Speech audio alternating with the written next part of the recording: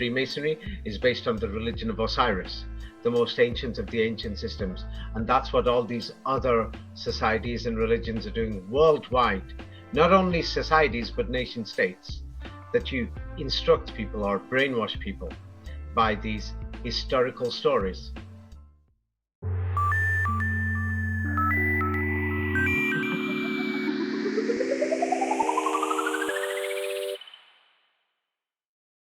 Welcome back, David. We continue the exploration, something new to discover every time. Thank you for sharing your information and exploration and research with us. Okay, yes. Thank you for having me again. I've just completed a new book. It's called The 33 Degrees. To me personally, it's probably, well, because it's the latest, of course, I'll say it's the best book I've ever written. But, it's a very important book. It's like, I'll show you an example of the reality of the world. The reality of the world is this. Many people don't want to admit it, but the reality of the world is, let me just show you how the world reacts. Like when you walk past, when you're young, um, age 15 to 20, that's when it starts. And what you see is that a beautiful girl is walking past. I'm talking about for boys. And for women, it's normally the same. And what happens is you turn around, yes, and you immediately develop an idea of I want to be with this girl. If it was like 30, 40 years ago or 50 years ago, the last generation, I want to marry this girl. These days, I want to date this girl, or things like this. Right? You immediately, just based on what she looks like, you've imagined her character, you've imagined how she's going to be when she's together with you, or if it's like if you're thinking if she's married to you, you immediately develop a perception. Am I correct? Of course. Yes, that's the majority of the population. It's only a minority that doesn't have these kind of things at a young age. Yes. Or sometimes it could be even a lot more. It depends which country you're from. It's like, let me just see. Yes. Imagine if you're in, what do you call it, Kosovo or in Turkey. So let me just show. The difference is you walk past a girl and you won't develop. Believe it or not, you don't develop the same thoughts when a boy walks past a girl. Yes? So you will say, what has this got to do with world history? Now, what I'm talking about is this. It's like many people don't seem to understand this. It's like, first, now let's have a look at this. And the 33 degrees. My new book explains this and gives examples. Yes, for example, we know one of the oldest forms of writing in images was the ancient Egyptian hieroglyphics. And even Professor Fomenko goes from there and shows that writing developed from there. And from there, the next, what we can see is we have, what do you call it, like for, but what type of writing is this? What type of writing is this? Oh, So for these what, are pictograms, if that's what you mean. but it's Images. writing. No, I don't mean it like this. It's like Mm-hmm. many people will not believe this if I told them. Yes? Do you know when they designed every single character in the Egyptian writing?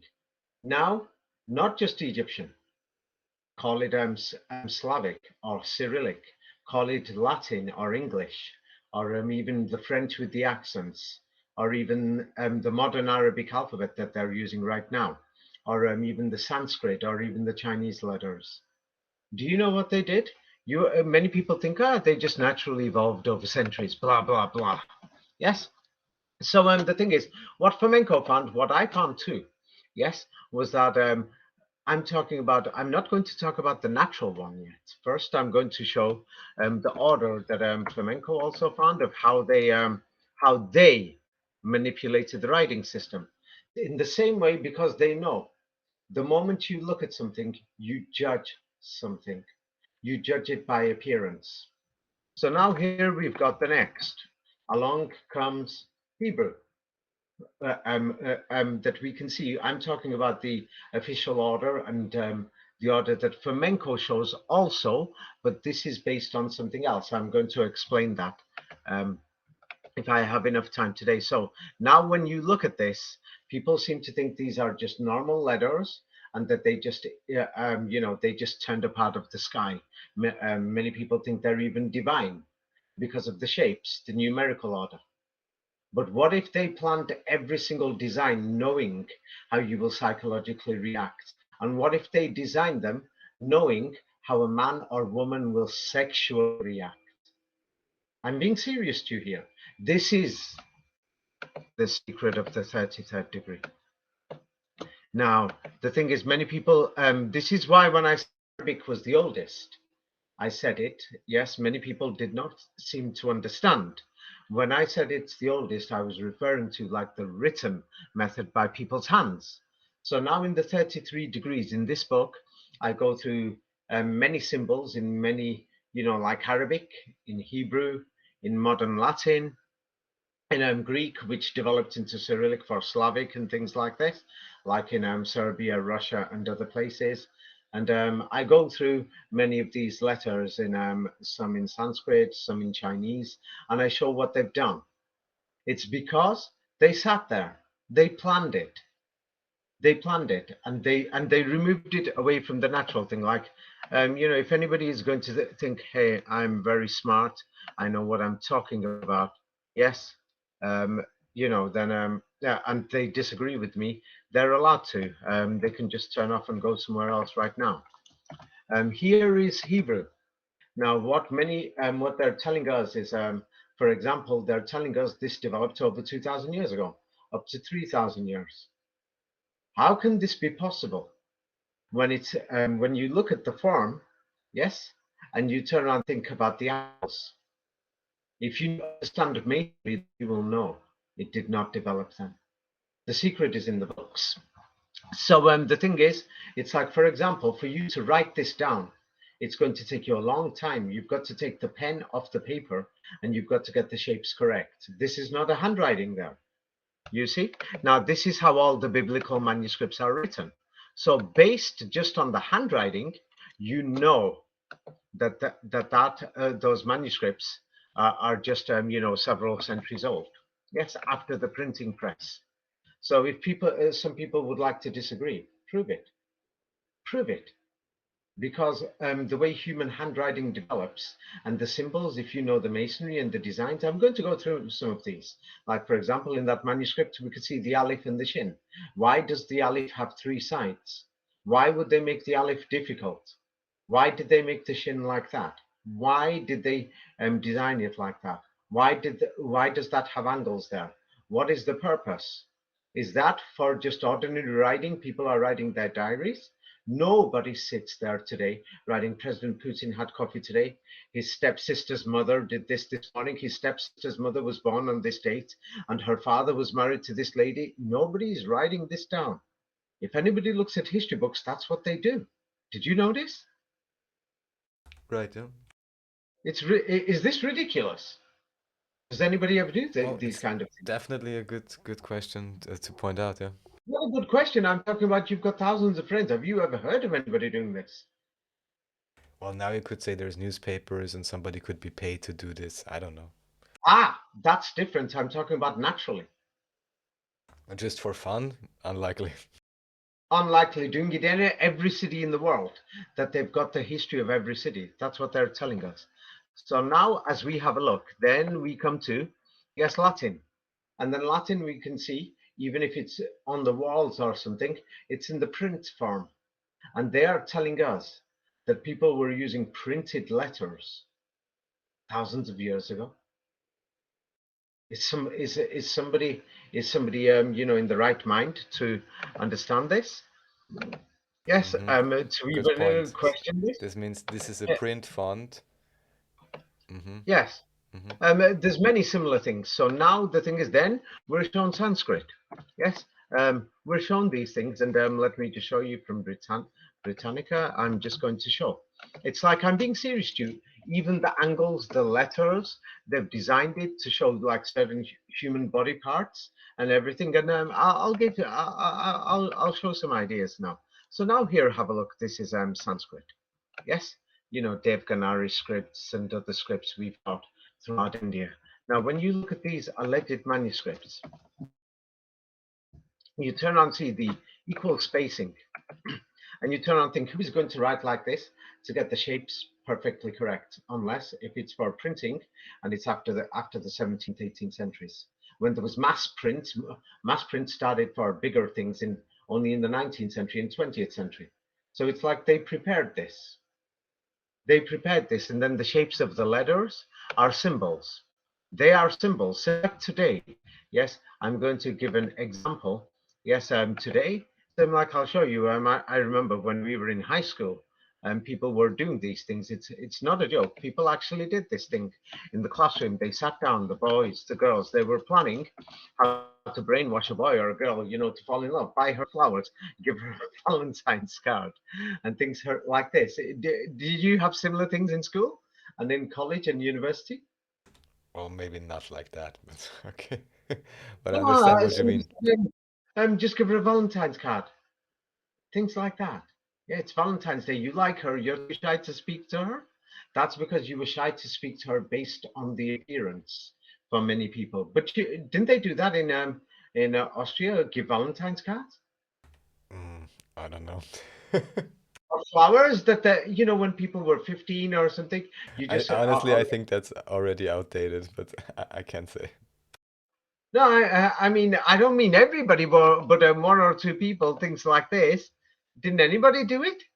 Or anything, you like some boy who's going to show off practice dancing and then thinking, I'm going to dance for her at the school dance or something.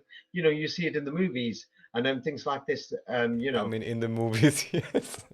No, Yeah, it's okay. in real life it happens as well. I even know one boy. There was a house party, and you know what? Justin Timberlake, he copied his dance moves, and they looked rubbish anyway. But he did it just to impress a girl. You didn't have people doing things like that. I don't remember I anything off the top of my head right now, but yeah. Yeah, it's like that boy even went and copied Justin Timberlake's hair because he said this girl has got her posters everywhere. Yes, in her bedroom. So that's what he did. Didn't people do crazy things like that in your life amongst your friends? I can't think of anything similar right now, honestly. But I'm sure many people can relate to it. It's not really just in movies. So now the truth is, for example, like today, when you're going to get when they do this, many people will find this understandable when they have really think about it. It's like, for example, now, yes, we have these brands. It's like I did design my own first trademark to be registered when I was around 20 years old. So I thought of many different people, and I had to have many organized meetings with many companies to think how it's going to brainwash somebody. And then you have to understand the masonry of the letters. Like I was lucky to understand many of these things that many people learn them in religions or in art. They can figure things out. Yeah, so these things, they don't think of these things just in 5 minutes. What they do is they have board meetings. Yeah, they have meetings, not just board meetings. I'm talking about groups, and they sit there and they plan things of then they go back to many people, even have competitions, and sometimes things like this, and many people are involved of thinking, how are we going to brainwash somebody? Yes, so that this thing, yeah, psychologically, like magic, is stuck in your head, like a spelling. That's why they invented the word spell for spelling. It's a magic spell because they know how humans think.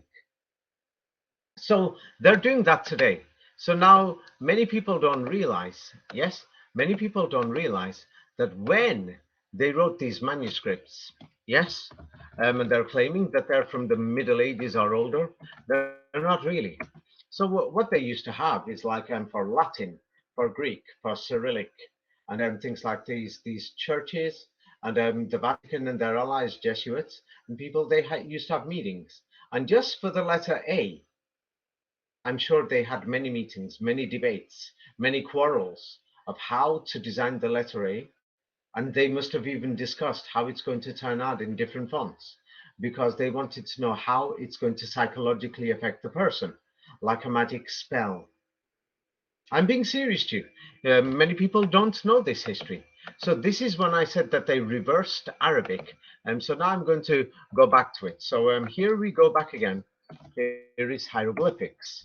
So the hieroglyphics, they did the images because the images are just brands. Yes, so that you could brainwash people.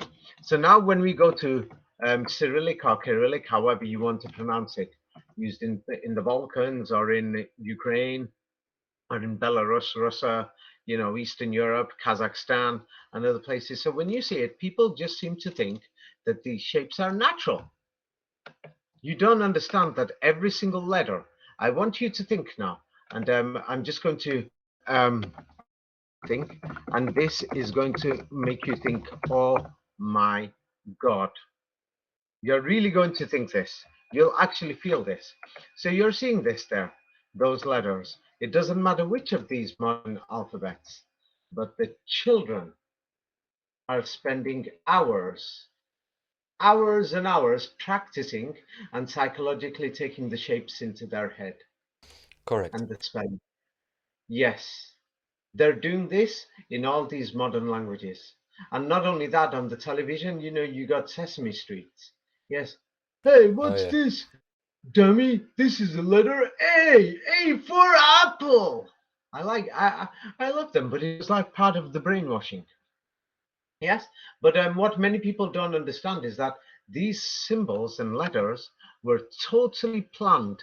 It's like it's planned so much, so deep that you won't believe it. Same like what do you call it? Like if there is a girl and she's targeting a boy, let's say you're just going for a small drink after work. Yes, um, you might not believe it, but it's like we do these things in our life. You will see that the girl is going to think, how am I going to dress? How am I going to do my hair? What type of eyelashes color will I have? What will I put on my skin color? Yes, it's summertime. Will I put oatmeal beige color to look like I got like a slight tan because it's April, May now? Yes, so things like this. They're planning think it's brainwashing when you're thinking I want to pull the opposite side, knowing that looks, humanity, unfortunately, yes, is a lot on their perception, what they can see immediately. Unfortunately, compared to that, it's estimated that in the West anyway, that the majority of the relationships start based on looks, and then they fail, and then some of them it started on looks, but it mistakenly or accidentally it lasted because that girl Having was a a lot nice of girl. luck. Huh? Yes, Lucky situation, yeah. yeah, lucky that two people, nice people, met up, but many of the people they base it on the appearance. So now that is the 33rd degree. Yes, so that is what these people knew many centuries ago. So this is in my new book. It goes through many of the symbols. It's like I've heard it before, but it's because many people don't understand these symbols. They're going to turn around and say, "No, my Cyrillic is the ancient. No, my Sanskrit is the ancient." Well, whereas I'm going to be honest to you. Yes, many people will turn around and say Arabic looks ugly because it's actually just handwriting. So it shows that those people over there have not caught up on the game and the New World Order has not taken over that side yet fully. But they've started the process. They've already modified the alphabet styles. Um, Let me just show something about the Arabic because these days there's many people are now watching these Islam videos because many people are thinking in Tartaria. Yeah, we can see that there was old German was old Arabic or something, and so many people are seeing this. So the thing is, many people are now, especially many Islamists are trying to claim that Arabic is divine. Yes, and that from the symbols and things like this, and but here let's just have a look at some Arabic that was used, let's say, in Poland.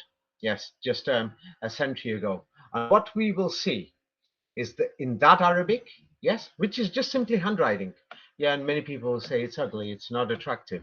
It's because it's just handwriting, whereas all the other handwriting scripts, basically all of them, have been created to psychologically brainwash you, so that when you're writing and reading, you've already been brainwashed into that script because you've spent hours and days while you were a child, and they've already organized the spelling. It's like a magic spell. So here is Belarusian, or in Poland, the Arabic that they used just 200 years ago. Many of these characters, you won't find them in modern Arabic, even the spelling or the system. So then there's these people who will say there's a mathematical code in like the Quran. There isn't, because when you use this Arabic script, yeah, then many Quran manuscripts and other things are in similar Arabic, and then when you use it, there is no code. So what is the definition of Arabic? Arabic is just the writing of the rabbi or your handwriting, basically. Yes. So many of these symbols, even the way Allah is written and many of the things are totally different. Yes. As we can see. Yes. So this one is many people say, yes, that it's the most ugliest. It's because it's not done in a form of presentation compared to Latin or Greek or Cyrillic or Chinese. So when we look at all these things, we don't realize they already planned these things in advance. Now, when another thing is, because they've all got mathematical codes, many people will say it's the most advanced codes in the Russian Cyrillic. Yeah, the codes are amazing. They are amazing. The shapes are amazing. Even the way when you put them into grids to calculate the gematria, anybody would be brainwashed if I was living in Russia. That I would naturally assume this is a very ancient writing. That this is something very, very ancient, very, very intelligent, or something it must have come from the heavens, or from the gods, or from God Himself. Now, this is what people are assuming. Yes, you must have heard those stories. You've seen it online, different people around the world saying, oh, no, it's, what do you call it, Macedonian is the most ancient, no, Albanian is the most Of ancient, no, course, Greek is yes. the most. Yeah, so they're just going on with themselves, but they have no idea that these people planned this, yes, to keep you busy. And then the thing is, by the time you die, the thing is, by the time you die, you don't realize that maybe you failed in your life because you don't even know why you're here. Many people are now claiming that they know something is divine. Have you noticed this? Yes, Again in and their again. language. Yes, Yes, again and again, people like to claim that something is divine, of course, yes. yeah. And then the thing is, it's like, let me just show an example here now. Yes, even for basic numbers. Here, this is there's a preview on Amazon of my new book, the first 20 pages. So I'm going to explain this now. For example, the number 33. When you look at the number 3, many people think it just naturally developed over time. Other people think maybe it's divine. But what if a group of intelligent people sat down and they made sure that these shapes were created for a certain reason? Just look at this. The number 1 has got one line. The number 2 has got two major points, but at the bottom they put a squiggle because many people got confused with other symbols in other alphabets. Now the number 3 has got 3 points. They created it like that on purpose. Yes, they did these things on purpose. It was not accidental. Now, when you look at all the numbers and all the letters, and you go through them, even in simple English or French, if you want to, with the accents, when you go through it, you'll turn around and think, oh my God, they sat round a table and they planned, they modified, and thought, how is it going to affect people? Yes, how's it going to brainwash people? So that then first for many years learning the alphabets, then the spelling of the words, how the words will psychologically affect you. Or, for example, everybody knows, yes, um, I want you to just say it naturally. How do you think the word knife should be spelt in English? What is the natural way to spell the word knife? Well, there could be 100 ways. I could say now Naif. I could make up other things also. It Yes. depends. Well, but the most simple way is Nife. But for no reason they put the letter K there, knife. There was reasons Hmm. for it. Yes. So that how it will psychologically affect you. Yes, and also how it will affect the gematria. Yes, gematria, because the extra letters and everything, when you do it, it's going to balance with other words. Because an alphabet is like a limited set of characters, like 26 in English. So in any book or anywhere, you're going to find gematria. You're going to find amazing mathematics. Yes, realistically, many people don't know this. So they planned the spelling. Like when you say good morning and God morning, they planned the spelling and even the words. They know that good morning is going to be a conflict with God in the morning. They also know that the word morning is going to be in conflict with, what do you call it? Somebody is mourning from death. Yes? You know this. Now, if you Right. went to another side of the world, let's say in Turkey, they say günaydin. They say merhaba, günaydin. Now, the thing is, many people know that it's a Muslim nation there. And the word guna means, sins. Yes, or something bad. Now, if you went to Russia, yes, they know that maybe up to a quarter or half of the people have got a Muslim background, Muslim ancestry, or Muslim family, which you'll say dobrodin. Yes? Now, the word, or even in the Slavic countries. But anyone who knows that dobro in some of the old dialects means, and din like the day, even in Arabic, or din could mean your faith in, not Arabic, or even in old Germanic, you could say. It means your faith in God. And dobro actually means, like a fight, fighting with your faith. Dobro din. Mm-hmm. It's so the thing is they played with the words. Everyone knows that when you see in the banking system, they say, "Do you have a current account?" That's a water current. Is the current Right. people have said this is the account flowing? Yeah, many people have got used to it, but they don't know how deep this is and what this has got to do with, magic. This book doesn't go through the magic, this book, 33 Degrees, it doesn't go through the magic, but it shows the psychological brainwashing. And it's actually so deep that they used alphabets. They used, nature and everything and mathematics to actually invent world history based on an original history. It's shocking, but the book shows examples. Like, for example, they say the Prophet Muhammad married a 6-year-old girl. You will be surprised that they invented this story from the 33rd degree or the number three. You'll say, how? You'll think, how could they have done it? So that if anybody reads the story in Arabic or something, or if they read it in a Western language, knowing Muslim a few basic Muslim symbols, the story sounds believable. Do you know this? It sounds believable. You won't think about it until you think, what is this 6-year-old? I wouldn't let my 6-year-old sister marry somebody like that, or 6-year-old daughter or granddaughter. Yes. I mean, the At first, simple you don't thing think would be about just it. because 3 plus 3 equals 6, just as you know, a, It's a, a more than marker. this. It's more than this. It's not that. Believe me, it's like, you know what? What do you call it? When I wrote this book, um, you know, some of my family and friends, when they saw it, they thought, what the hell is this? They just couldn't believe it. That's one story I'm talking about. The rest, how did they make the Trinity story believable? People believed it for a long time. Many people still believe it now. Oh, the number three? Yes, that's got a lot to do with it. Even the writing system, everything. And the thing is, it's like if you read the full book, then you'll understand how they've brainwashed you that even when you're walking down the road, when you see the letters, our number plates, everything, the writing, the billboards, everything has been planned. It's like a magic spell. It's like a spell. I'm being serious to you.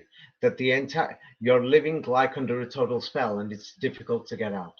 Yes, it's difficult to get out unless if you know it. Now let's go on to masonry. Now, the two of the greatest masons in the entire history of masonry. Yes, people look at the recent history instead. They're going to say this is the most ancient order, masonry or the machinery of how things work. Yes, two of the most famous are Albert Pike, and let's see if you know the other one. You always mentioned him, but I forgot his name again. I looked him up already, but also Albert something. Yeah, Albert Pike and Albert G. Mackey. Yes, they are the most famous Freemasons. Many people will tell you. Um, from the 19th century. Yes, and it's like many people will study their works, trying to understand Freemasonry. Now, if you read these books, Freemasonry or how the Jesuits work, or how many of the secret organizations around the world or religious organizations worked, how they brainwashed you with statues, with art, with writing, with words, everything. They all work together. Yes, they've been doing it for a long time. Even today, they have meetings. The Knights of John Malta, they have meetings with the Vatican, they have meetings with embassies around the world, and other things, politicians, local town halls. Many people are, with companies, and they design things, brands, this, that, or they arrange the spelling. It's known that many of these people in organizations like people about Jesuit education or training, they don't realize that this is already inside their brain. Yes, and because they don't know it, they can't control it. Yes. So Jesuit schools are, it's well known that Masons were leaders throughout many nations and for many decades, and many politicians, even average Masons in schools, institutions. It's well known. Yes, it's well known. Yes, Yes. yes, yes, in Yeah. many countries. So yeah. So now these type of people, yes, how do they think and what do they do? Yeah, in many of these organizations. So this is about Albert Pike. So you can read it. You know how I've typed it out, because that makes it easy English. Go ahead. Albert Pike allegedly lived in the 19th century. He was the sovereign Grand Commander of the Supreme Council Scottish Rite of the Freemasons. This council is also known This council is known as the Supreme Council of the 33rd degree. Okay, now let's move on and see what this man, yes, who's the Grand Commander of the Supreme Council, basically he's the leader. Yes, and notice they're based in the United States, but of course they're going to say it's from an ancient tradition from Europe, and they're going to say from England, an old tradition, and they've got the most ancient of the ancient system, and based on a very ancient system. That's what they're going to tell you. Yes, the most ancient form of masonry or machinery. Yes, and what does this machinery do? So this is a preview from the book that if people see, but you can read it. I put it there. There are many secret societies and religious orders around the world with many secrets. Many of these secrets are hidden in words and languages, and numbers and symbols and art. The Eye of Providence, which is also known as the all seeing eye of God, is a famous symbol which is connected to the Illuminati. Yeah, read it all. Yes, I'm not sure if there's more. Oh, there we go. yes. Um, why did they have all these symbols? Albert Pike wrote in his Morals and Dogma that, quote, the symbols of the wise always become the idols of the ignorant multitude, end quote. And only the people who are chosen or initiated understand the true meaning of the symbols. In simple terms, many things that people worship around the world were actually invented by intelligent or illuminated people. Only the chosen and initiated people are allowed to know the truth of these things. Yeah, for example, when we look at brand names, so when they use these words, it sounds very difficult. Many people think it's the occult or something like this, but it's the occult because of human behavior. It's actually human behavior that they know that when you see a girl, you don't think with your heart or with your brain, you're thinking with your body.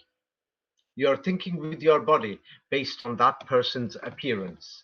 Now, what they did is the alphabets and the brand names. So when we say only the chosen people understand the symbols, many people think it's something crazy or something. No, it's only the chosen people who knows what the McDonald's symbol stands for. Why is it like that? Or the LG symbol, or the Samsung symbol, or the Boss symbol, or let's say the Hilton Hotel brand, or the Nescafe thing. So the thing is, those things, are more commercial. So many people will find some of the secrets. But what about the meaning, the symbols for, let's say, the Hilton? That's got the letter H, the letter I, the letter L, the T, O, and N. That's 5 symbols people haven't realized. 6 symbols that are there based on the alphabet. Who designed those shapes? Nescafe, Nescafe. Who designed those 7 symbols? And why did why did they design it like that? And how does it affect you? You see? So Mm-hmm. those are the things. It affects you because from a child you are spending many, many years. Now notice exactly what Albert Pike said, and the title of his book, it's called Morals and Dog, was it? Morals and dogma, but just to prove what you just said, many children today, they don't know many plants or animals, but they know many car brands, for example. So just Yes. to verify This what has you're got to saying, do yeah. with squaring the circle. I'll go through that in a minute. Yes, it's because many people are trying to figure out squaring the circle. Yes, they can go and figure it out. Yes, or they can read my book and it goes through the details. So now, this book about the dog morals, or the morals of the dog, or what's it called? Dogma By Albert Pike. Morals. and dogma. Ah, yes, the word was specifically chosen because they know how humanity behaves. Yes, and people are going to think it's something special or occult or something. The dog. Yes, so that just shows you what type of a book it is. So now the thing is, even he says it. The symbols, or the statues, or the art of the wise, or the stories, the symbols in the stories have become the idols of the ignorant multitude. People are worshipping these things. It's like, look how ridiculous this is. Yes, it's like there's ridiculous stories that we read in the Bible, but forget it. People, or even in Islam, there's ridiculous stories. Like Prophet Muhammad married a 6-year-old girl. Yes, and things like this. But people aren't thinking, who made these stories, and why are they symbolic? What, and how did they become like an idol? Because people are now worshipping stories. They're worshipping these things. They're worshipping. Everyone thinks an idol is just like a statue. It's not. People are worshipping the history. People are worshipping the symbols within these stories. So he even admits, whoever he is. I'm going to go through it in a minute. Albert Pike didn't write these books, and they just used somebody's name, used photos for an identity. It was actually written by somebody above the Supreme Council, somebody above the Freemasons. There's another organization way above there. Yes, people will be able to figure it out if they read my books. They'll realize, oh my God, even the 33-degree Masons and their Supreme Council is nothing. There's somebody else way above them, and they're just there to keep people busy. So basically, yes, and the symbols which only the adepts understand. Yes, and what do you call it? Yes, and the word adepts, many people don't even realize, but what do you call it? The word adepts basically means people who are, chosen or initiated. So same like if you work for, Walmart, or if you work for, yeah, for Walmart, if you're chosen by them, you will know what their symbol means for the Walmart's logo. You see? That's what it means by chosen and initiated. But many other people seem to think that it's something else. Yes, it's like here is Walmart. Yes, they've got this and they know how it's going to psychologically affect you. The letters and the font that they chose. And they've got the 6-pointed, maybe a star or a sun, or how you wish to, interpret it. So they know that people are going to interpret this and it's going to affect them. They knew. It wasn't an accident. And they had to choose it based on that they've got competition as well. You see? So based on these other things, and they chose the spelling. Is it going to be spelled with like WLL, Walmart? Or is it not going, is it just going to be Walmart, a bit shorter? So these things in the same way, yes, like the design of the logo there, they designed the alphabets. Many people don't realize these things. And only the intelligent people, yes, in the company are the chosen ones who are getting paid and they're making money. They know the truth. Now, now the thing is, because the businesses come and go, so brands come and go, but the alphabets, they only designed them in like 2, 3, 400 in the last 2, 3, 400 years, um, during and after the Renaissance. Yes, and I know many people are going to say it's older. Yes, but the thing is, if you read the book, you'll realize that they were planned, and all of them were organized by the same organization at the top. Because there is a mathematical balance, and in the way you translate things and the symbolic meanings. I've given examples in my books of many symbols. Let me show you an example of these symbols in the book. For example, I showed this in the beginning, and then I go through all these symbols and I show them, and I show the meanings later on. But let's go through them. Like for example, you can go to. I want you to tell me what all these symbols are, one by one and slowly. Yes, so that people understand. The first, starting clockwise. What's the first one, or from top line and going down? Okay, is this 33? Yes. Now, when you see that 33, what do you think of straight away? I'm not sure. Okay, carry on the next one. What do you think of the next one? So to the right or going down? Yeah, going along the line as if you're reading. All right, yeah. Reading in the modern sense, yes. Or go down as if you're going from top to bottom, the next one down. All right, yeah, this one I should know it's a particular type of Christian cross. But what do you think of when you see it? Maybe, well, a cemetery if you want. Yes, death and the cemetery.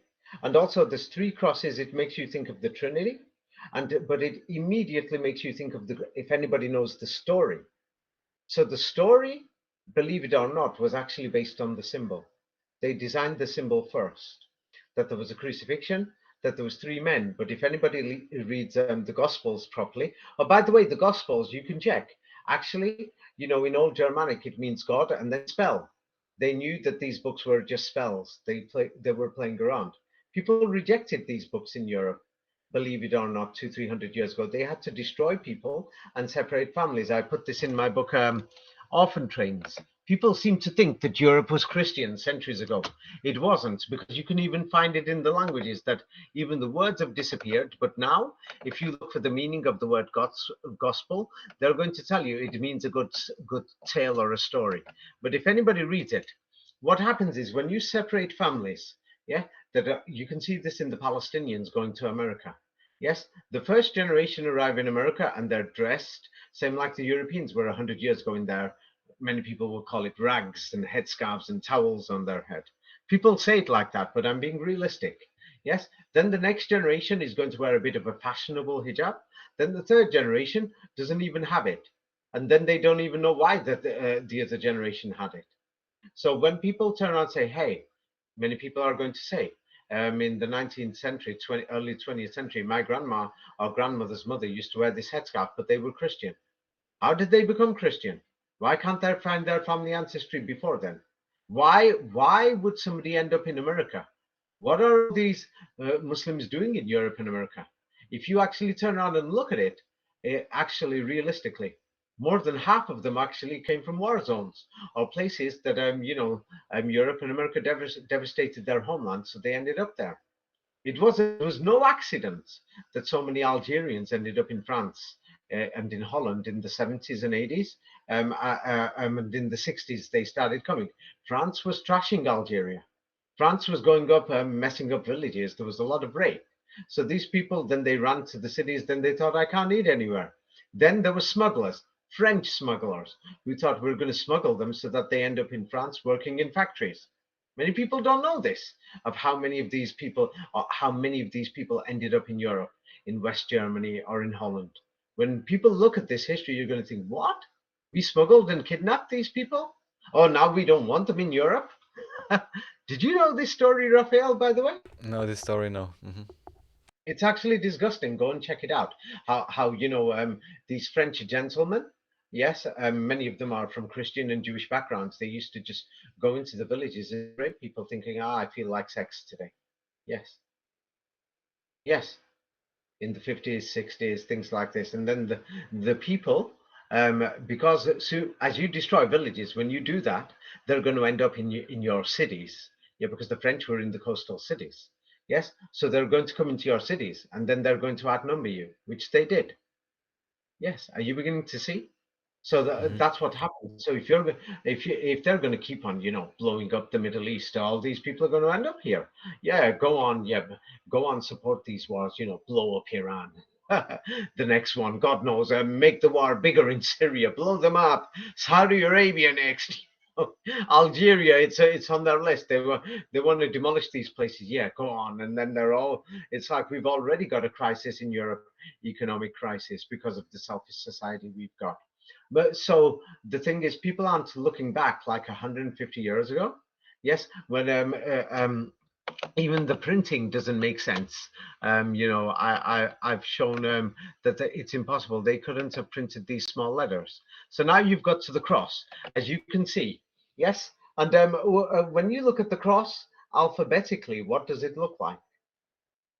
The three crosses. Go back to that Maybe picture. like What an does it like look an E or something, like? An E sideways, yes, and the number three sideways, right? and the W. Yes, good. Now you're Right. beginning to Hmm. see it wasn't done accidentally. They sat down, they planned it. Same like when I'm making a brand name logo. Like when I was 20, I did my first own trademark, and I was planning things, many different designs. There were many people involved. I'm thinking, how's it going to brainwash people in Canada? What's it going to have an effect in Japan? Many things. So now the next symbol after the three crosses, what do you see? So going down, this is the Shin from Hebrew alphabet. Yes. And what can you see? Describe it. Well, also would be three to me, but I think because it's the Yod, and I know this that it's supposed to signify a flame, so maybe that's only me saying this now. Um, Okay, so now I'm going to tell you more, but the thing is, soon people are going to think there's more. So the shin. Now, I didn't want to give the secret away. There's a mega big secret to this, like you said, flame. Now, if anybody's read the Quran, they're going to understand this straight away. The three crosses. When you look at the symbol above it, there's three lines. That's three. Then there's the crosses have got 3 points. That's three and three. That's 33. Now you've looked at the one below it, the shin, the Hebrew shin. It looks like a flame, or like death, or fire. And there's three flames there, and there's three lines. I mean, so that's three and three. That's 33rd degree again, and the fire and the shin. Nobody is going to explain this to you unless if you read the Quran. So many people think I was pushing Islam. No, I figured out the 33rd degree when I read the Quran. Yes. Now go down to the next one. the next one What do you is think? the flower of life pattern. Yes, describe it. What is it? What is the shapes, the symbols? What do you see? Well, you've shown it many times, so it has But encoded, it's not enough. It's has in, not enough. Many yes, people still don't know. Let's see if you can figure out the secret. This is the 33rd degree. I'm going to see. Let's see if you figure it out. I What do don't, you see in that stuff? I don't think I can figure out the secret, but um, basically, so it's the circles, which, and also at the same time, especially this projection, it's also a cube, like you have on the right hand side. So you could insert the cube into it, of course. Don't go to the right hand side. That's not fair. No, but I'm just Yes. saying it's also Focus a on one cube. symbol. The cube is also Okay. inside So the now, symbol. okay. So now that you mentioned the cube, it's because many people didn't realize how valuable my books were. They just saw the numbers, they saw the square, the cube, this and that, 666, 19, 33. It's because many people thought that 33 was just the secret of these secret organizations. But the Quran mentions the 19. And I told people, I've said this before, you can't get to the 33 without which number? 19. Yes, why would I say that? I'm going to explain now. Like, for example, this is a common symbol. For Freemasonry is a big brotherhood, thousands of people, maybe even millions are connected to it. But a bigger brotherhood is Islam. That's the biggest one. But have a look. So now what do you see in this Freemasonry? The main symbol. What are the two main things that everybody talks about? Forget the G for God or whatever. Yes. What This are, is what are the two main things that you the see there? square and compass. The square and the compass. Okay, good. Now with the square, what shape are you going to draw? With the From the square, picture before, you've already mentioned it. You already know. right? So with the lower one, you can make a cube or a Good, rectangular, good. rectangular. Rectangular doesn't mean anything. You can't brainwash anyone. They're always different. Good. So now, the other one is the compass. What shape are you going to draw with it? Circles. Circle. Please don't say it's going to be a sphere or an oval shape. Yeah, don't stick to anything. Let's stick to the basics, because the average person, people think I'm attacking people. I'm not. It's because many people don't know this level of how history has been manipulated, and they're fighting me because they're from a Christian or from a Jewish or from a Hindu or from a Muslim or a Buddhist background. And no matter what, it's because they can't even see it in the letters. When you know it in the letters, then you can figure out when these alphabets were invented based on the shapes. Yes, because then you will know how the ancient order progressed. As Masonry says, we are following the most ancient of the ancient orders. And they're saying that these symbols, yes, and these stories and other things, what do you call it, people are worshipping them. They are, because they think their alphabets or their manuscripts or their stories are divine. Yes. So the thing is, so now, because we're on the flower of life, it's a circle. So now, which one of those two do you think comes first? The compass, or what do you call it? The rulers to make the square. Which one is first? I would say the dot. A dot is first, but it's not the answer. No, no, I'm talking about other than two. Realistically, choose, because I'm talking about how they brainwash you. I'm not talking about just whatever. I want you to think how you're going to brainwash people. Which one will come first out For of them two? for some reason, I would choose the circle first, but I have no idea. Okay. So that's why, yes, that's why they turn around and say, these things are called the square and the compass. Yeah, you can find it. Yeah, it's not just in Masonry, it's in many other secret organizations. But the famous sentence is, yes, the famous Squaring the sentence is circle. good. So now I'm just going to show you this, and then people will just find some bullstein or garbage. You can spend thousands of dollars reading Masonic books, and you still won't figure it out. Yes, unless if you're somebody that you've done, created brands, created alphabets yourself, created things like this, like the first alphabet I did. I told you, I think I was 9, or before the age of 10 anyway, I'm sure. Yeah, with its own gematria codes, private alphabet, and I was thinking of the shapes and designs, how I could remember it, how a few of my close friends could remember it. So it's called squaring the circle. So which one of those two comes first? You can see it in the Yes, sentence, here squaring it the will say it's circle. the square first. Yeah. No, no, no, it doesn't. If you Wait, are squaring the squaring circle, the circle. so which one do you have first, the square or the Right, circle? right. You have the circle first. Yes. Yeah, because you're turning the Yes. circle into a square. That is the secret, a major secret in Freemasonry. So that's why when I told people, so many people will turn on and say, yeah, they're going to turn on and say, hey, I already know, or whatever. They didn't know. Everybody knew the number 33 was there. Many people knew. They didn't have a clue what that number meant. They didn't. Am I correct, Raphael? Did Yes. anybody in the world know? That's how closely guarded the secret is. I don't think The only reference, I mean, with the 33 and the other things you explain is unique in any case, but with the 19, I'm only aware of one book by the Sufi Society, but there they talked about the 19 code in the Quran, where you already that they're explained promoting a code. it, of course, it's a Yeah, plant, but I'm saying that's yeah. the only way They're not, where I was they're not aware of talking the about how 19. this affects alphabets, histories, No, 19 Jesuit generals. Like, if no, you're of in the course Knights not. of No, no, Malta, no. you've got to knock on the door 33 times, and then you go past the door. What is this 33 knock? So once you read this new book, what do you call it, 33 degrees, you'll understand. So from here, I show squaring the circle. I've showed it many times, but people didn't manage to figure it out. They just thought, so what? So what? But you don't understand how they put the magic spell all over the world because of the spelling. And it's from spelling, that's how they do black magic. That's the next level. I've not put any of that in these books that I've done, but you have the circle first. And from the circle, you have the 19. Now, in my book, Secrets of Kabbalah, I focused on the number 19. Yes, you've read that book. Yes, do you remember? Yes, Yes. Secrets of Kabbalah. That focuses on the 19 and it explains the circle. So then you get to the square, and the square in 3 dimensions is 33 from that circle. Yes. So Secrets of Kabbalah explains the 19. Yes. And the 33 degrees in this one, this goes to when you've actually turned the circle into a square. So this is what the 33 degrees is. Yes, so if you read it, it's best to read it in that order, I advise you, but it's up to you. Yes, so the thing is, when I showed this, yeah, you probably didn't even realize it at the time. It's only now when I tell you, squaring the circle.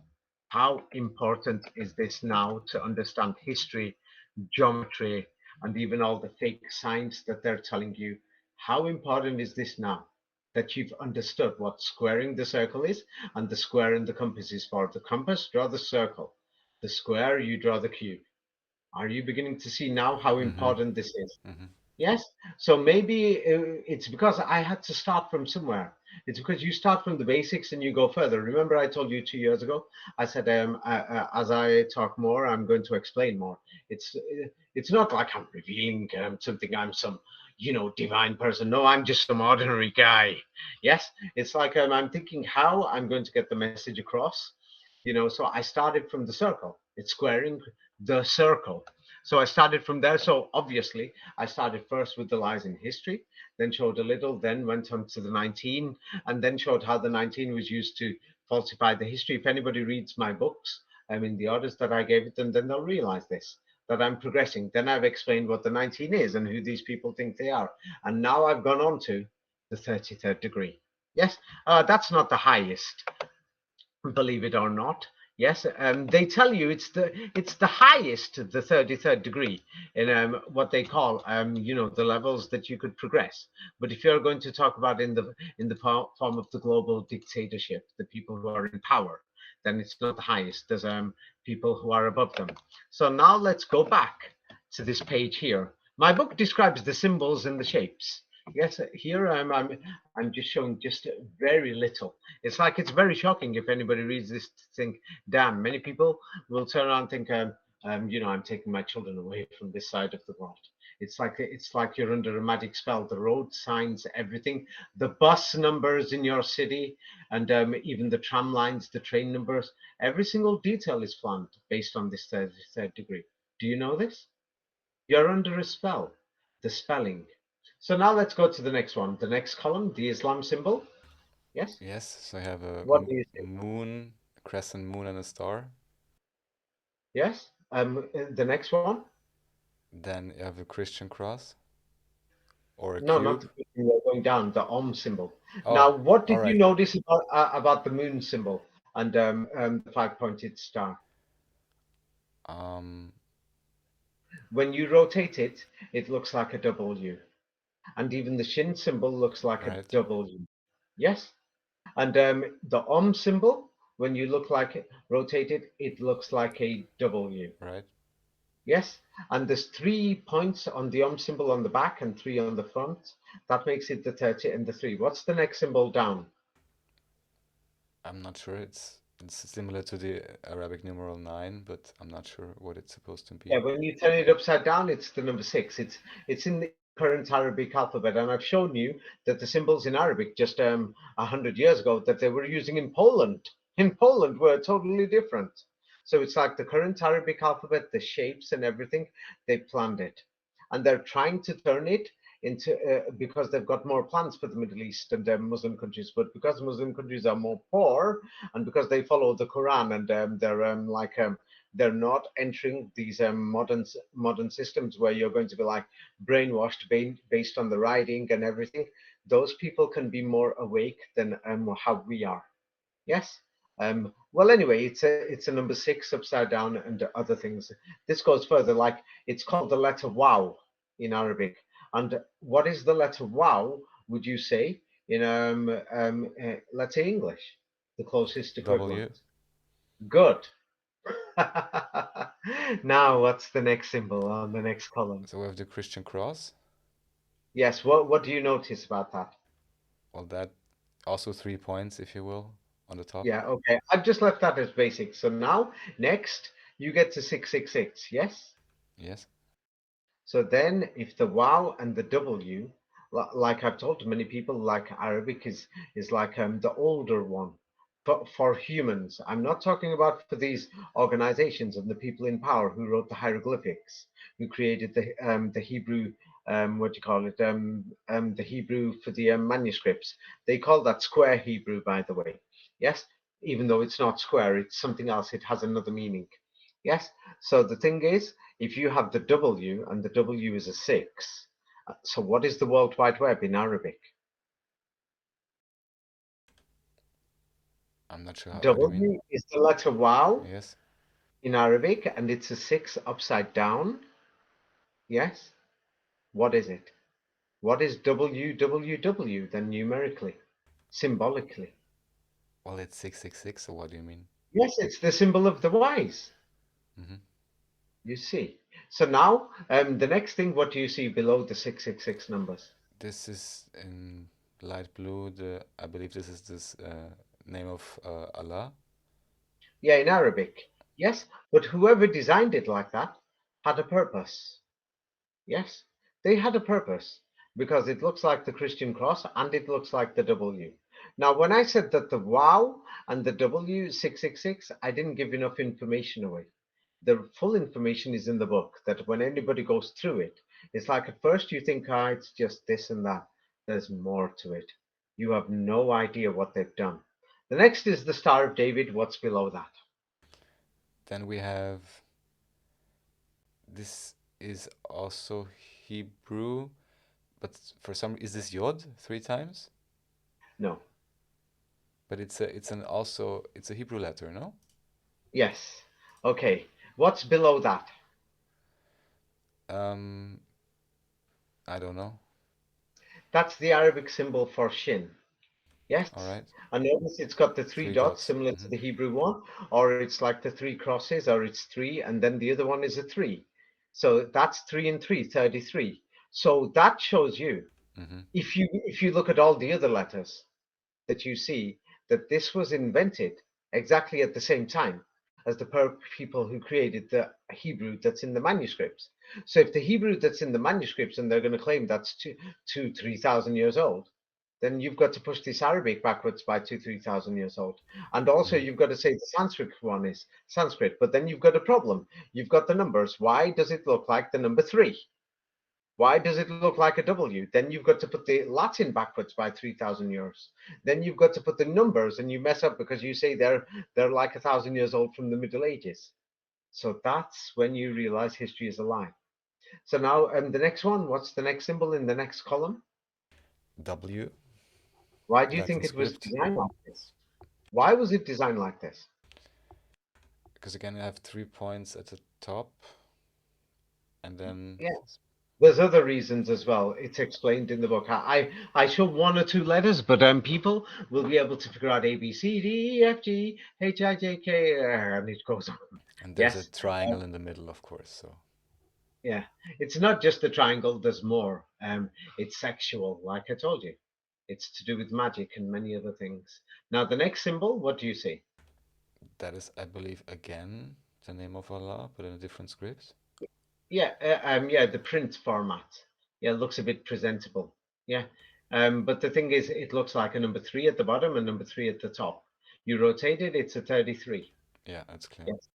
Yeah, and what's the next symbol below it? I think again the same, but in a different script. Yeah, it's the symbol of Allah backwards. By the way, that's Mm. Chinese.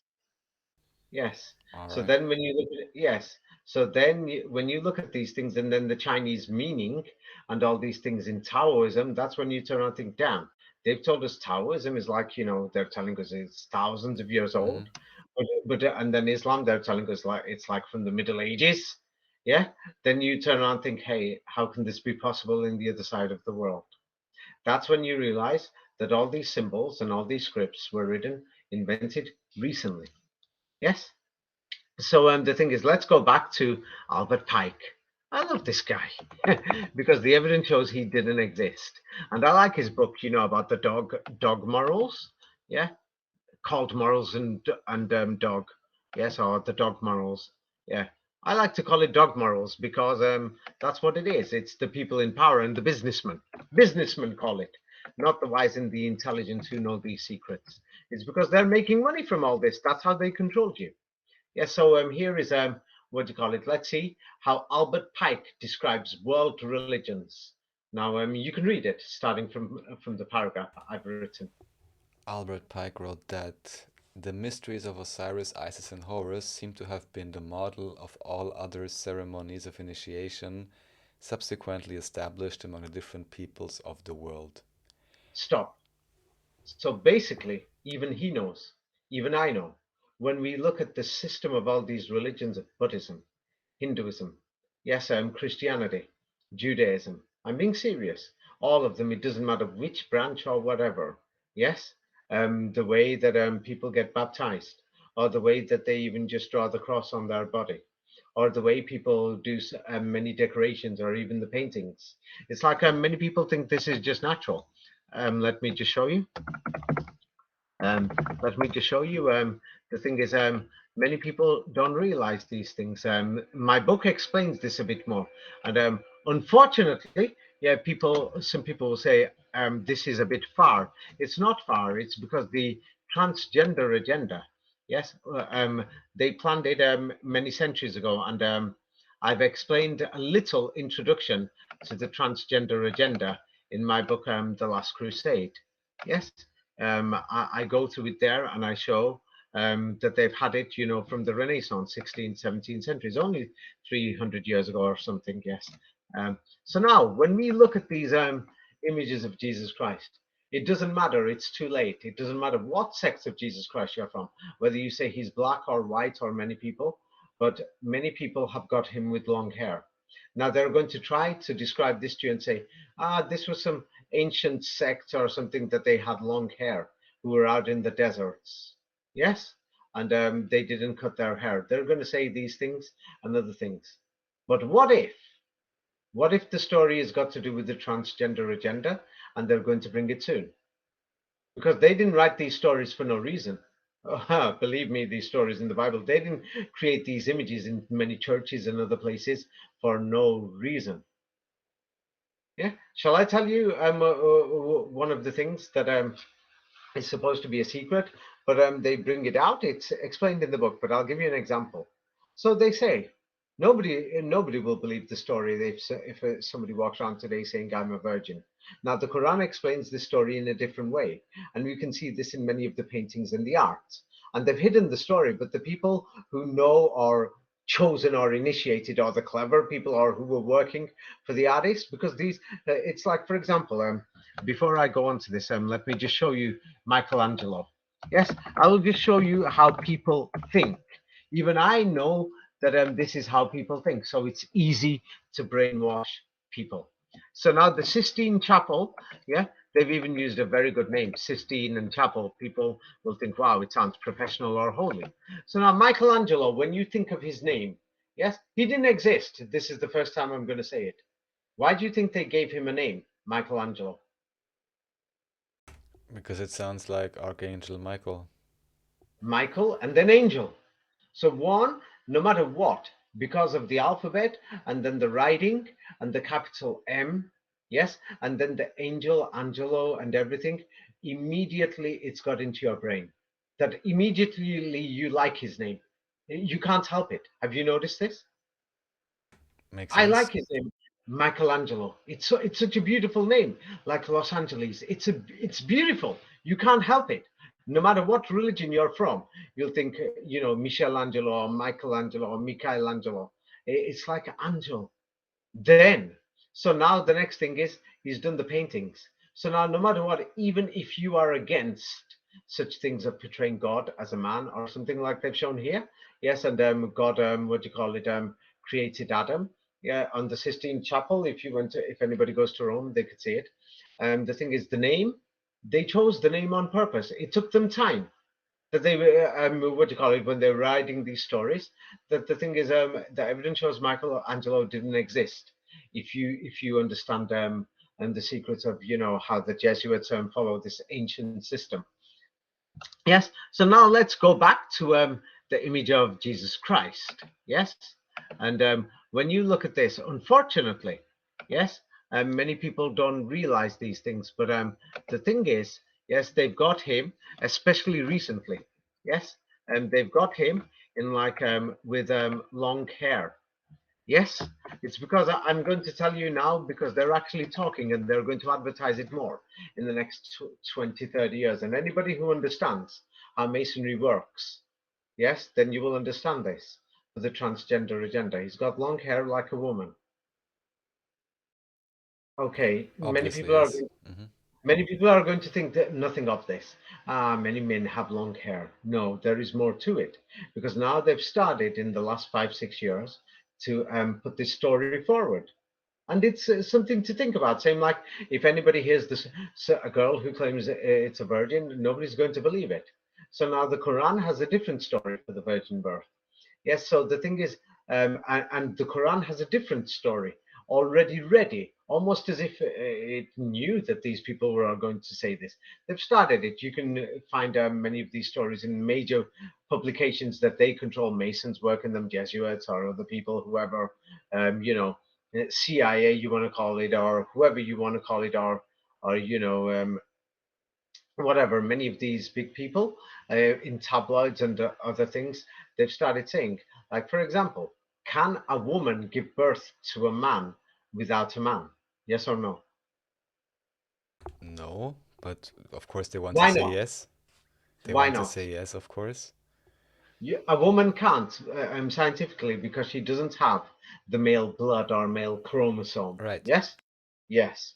So now, if Jesus Christ was born just from a woman can only give birth to a woman. She's got female chromosomes. What is Jesus Christ? Interesting idea. What interesting idea. They're advertising it right now. They're even, it's in church publications. It's going to become very big in the next generation. What are they advertising? He's a clone or what? Sorry. No, he's a transsexual, transgender. He's a woman. He's a Dressing man as a. in a woman's body with a woman's body. No, it's because, for example, I mean, serious. It's like Mary was a virgin. Hmm. So now they're saying this. It's because you can say any of these stories as long as it makes money, as long as it fits your agenda. Right. The thing is, there's nobody to challenge them. The only people who can challenge them is that the Quran has an alternative history. Yes, or the Bible actually doesn't have anything that it could say scientifically on this. It doesn't even have the story of what happened to Jesus Christ when he's born. So the thing is, in the Quran, it tells you, how he was talking and communicating with people when he was a child. But let me just show you a bit more back to the science. Yes, a woman has female chromosomes. A man has male and female chromosomes. Yes. So now, a woman, if you just use only her body to create another human, that person can only have a female body biologically. Do you know this? I understand your reasoning, yeah? It's not reasoning, it's science. I don't know about it. You don't know? You can find it online anyway. People can go and check in their own time. Yes, but that's the thing. So if anybody really looks into these things and the symbols and everything, then it's just shocking. But let's go back to about what the morals and the dog morals. Let's go back to that. Yes, yeah, and the reasoning maybe it wasn't enough, but we'll talk about it next time if you haven't got onto that. It's a deep subject. So now the mysteries of Osiris. So all these religions all over the world are now based on this religion of Osiris. You see, and then so that's what it is. Yes, and carry on, because I stopped you. Regarding Osiris. Regarding Osiris, Albert Pike wrote that such was the origin of modern Freemasonry. The legend of Osiris was revived and adopted. In simple Okay. terms, almost all secret societies and religions around the world are based on the model of the ancient Egyptian religion of Osiris. Yes. So now the thing is, many people, nobody seems to condemn it. All these religions, it's almost like there's one religion that's at war. Yeah, so with all of these religions, call it Hinduism, Judaism, Buddhism, many people will try to say that the religion is peaceful. Many people will say, no, it's not. It's because of the way it talks. And the thing is, so Freemasonry, anybody who knows it or history or anybody who studied religions will recognize and will know that they're all based on this Osiris religion. Yes, in one way or another. Yes, and many of the things they do. So now you could carry on reading here. The next thing about Osiris, basic introduction. Osiris is pronounced as Ozar or Uzer. According to ancient Egyptian mythology, Osiris was the first son of the earth god. Many religions Yes, are based on the model of the religion of Osiris or Uzair, but the Arabic Quran, the holy book of Islam, condemned people who said that Uzair or Osiris was the son of God. Why? yes, this is strange. It's because many people think that this religion of Osiris doesn't exist. Yes, the Quran says that these people, it says the Jews call Osiris the son of God. We don't seem to see that in Judaism. So now, if you're looking for who these alleged Jews are that the Quran mentions, you found them in Freemasonry and the leadership in all these other religions, and they've, invented these religions. And they put made them different, different names. You could say Buddha, Krishna, Christ, and all these other things, but they're based on these principles and these ideas. Yeah, and based on these systems, that if anybody has a look, that you will find this. So that's what the morals and the dogma itself it is. So that's what this dog is that Albert Pike is talking about. And the thing is, if people have a look at this, so this is, they claim it's from the 19th century, but the evidence shows that these books by Albert Pike were probably being written in the early 20th century and then published then, or in the late 19th century, and they weren't written by him at all. There's no evidence to show that at all. But anyway, well, let's see what Albert Pike says about Islam. You could read it. Regarding Islam, Albert Pike said it is absurd to think that men of intellect recognized Muhammad as an inspired prophet. The Arabic Quran did not accept the religion of Osiris. Albert Pike, Grand Commander of the Supreme Council of the 33rd degree, clearly did not like the Prophet Muhammad. Why? Yes. If anybody reads any of his books, like this, for example, Morals and Dogma and many others, you'll see he talks about world history. And he talks about many things, and then and he doesn't give the secrets away. You'll spend hours, days trying to figure out what he's saying. Yes, and he talks about many religions and things like this. And then you come across this, and you turn around and think, hey, now they've tried to integrate Muslims into Masonry for the last 150 years. But everyone really knows when you read that, he's basically saying it's crazy, it's insane to think that these intelligent men, or the businessmen, yes, or these wise men who created symbols, or brainwashing people, yeah, who created these idols, that they recognized Muhammad as an inspired prophet. He's saying it's crazy. So basically, in those, from his own words, what would you say? How do they see Islam? I don't like it. Yeah, this is the supreme. He's the Grand Commander of the Supreme Of Council course, of which the degree. makes sense, especially if it is, as you say, that in Islam there is, uh, well, and there is even officially a grand prohibition against idolatry that is maybe more effectively enforced Oh, or it's not just done. that. It's strange that the Quran talks about saying that these people, and it calls them Jews in translations, I mean, yes, it turns around and says that these people have taken Osiris or Ozer as a model, or whatever, in a way, as a son of God. And we can see it now, that they've given it different names around the world. Yes, and different things, and they've adapted it, as Albert Pike has said, and they've based it on that system. So as we can see, the Quran condemns it. So it shows what Islam is about. Islam will never, never, yes, be able to accept all these systems, or Masonry, or any of these other religions, no matter how many people think that this new world order and system is going to work. Yes, Islam is never going to accept it. We can see it in the core documents of the Quran that it condemns this system whereby they've declared Osiris is the son of God. It doesn't matter what language or how they translate Osiris, and they create it into another character or another idol, yes, or whatever. It's clear. You can see it in the book. Yeah, go ahead. What were you saying?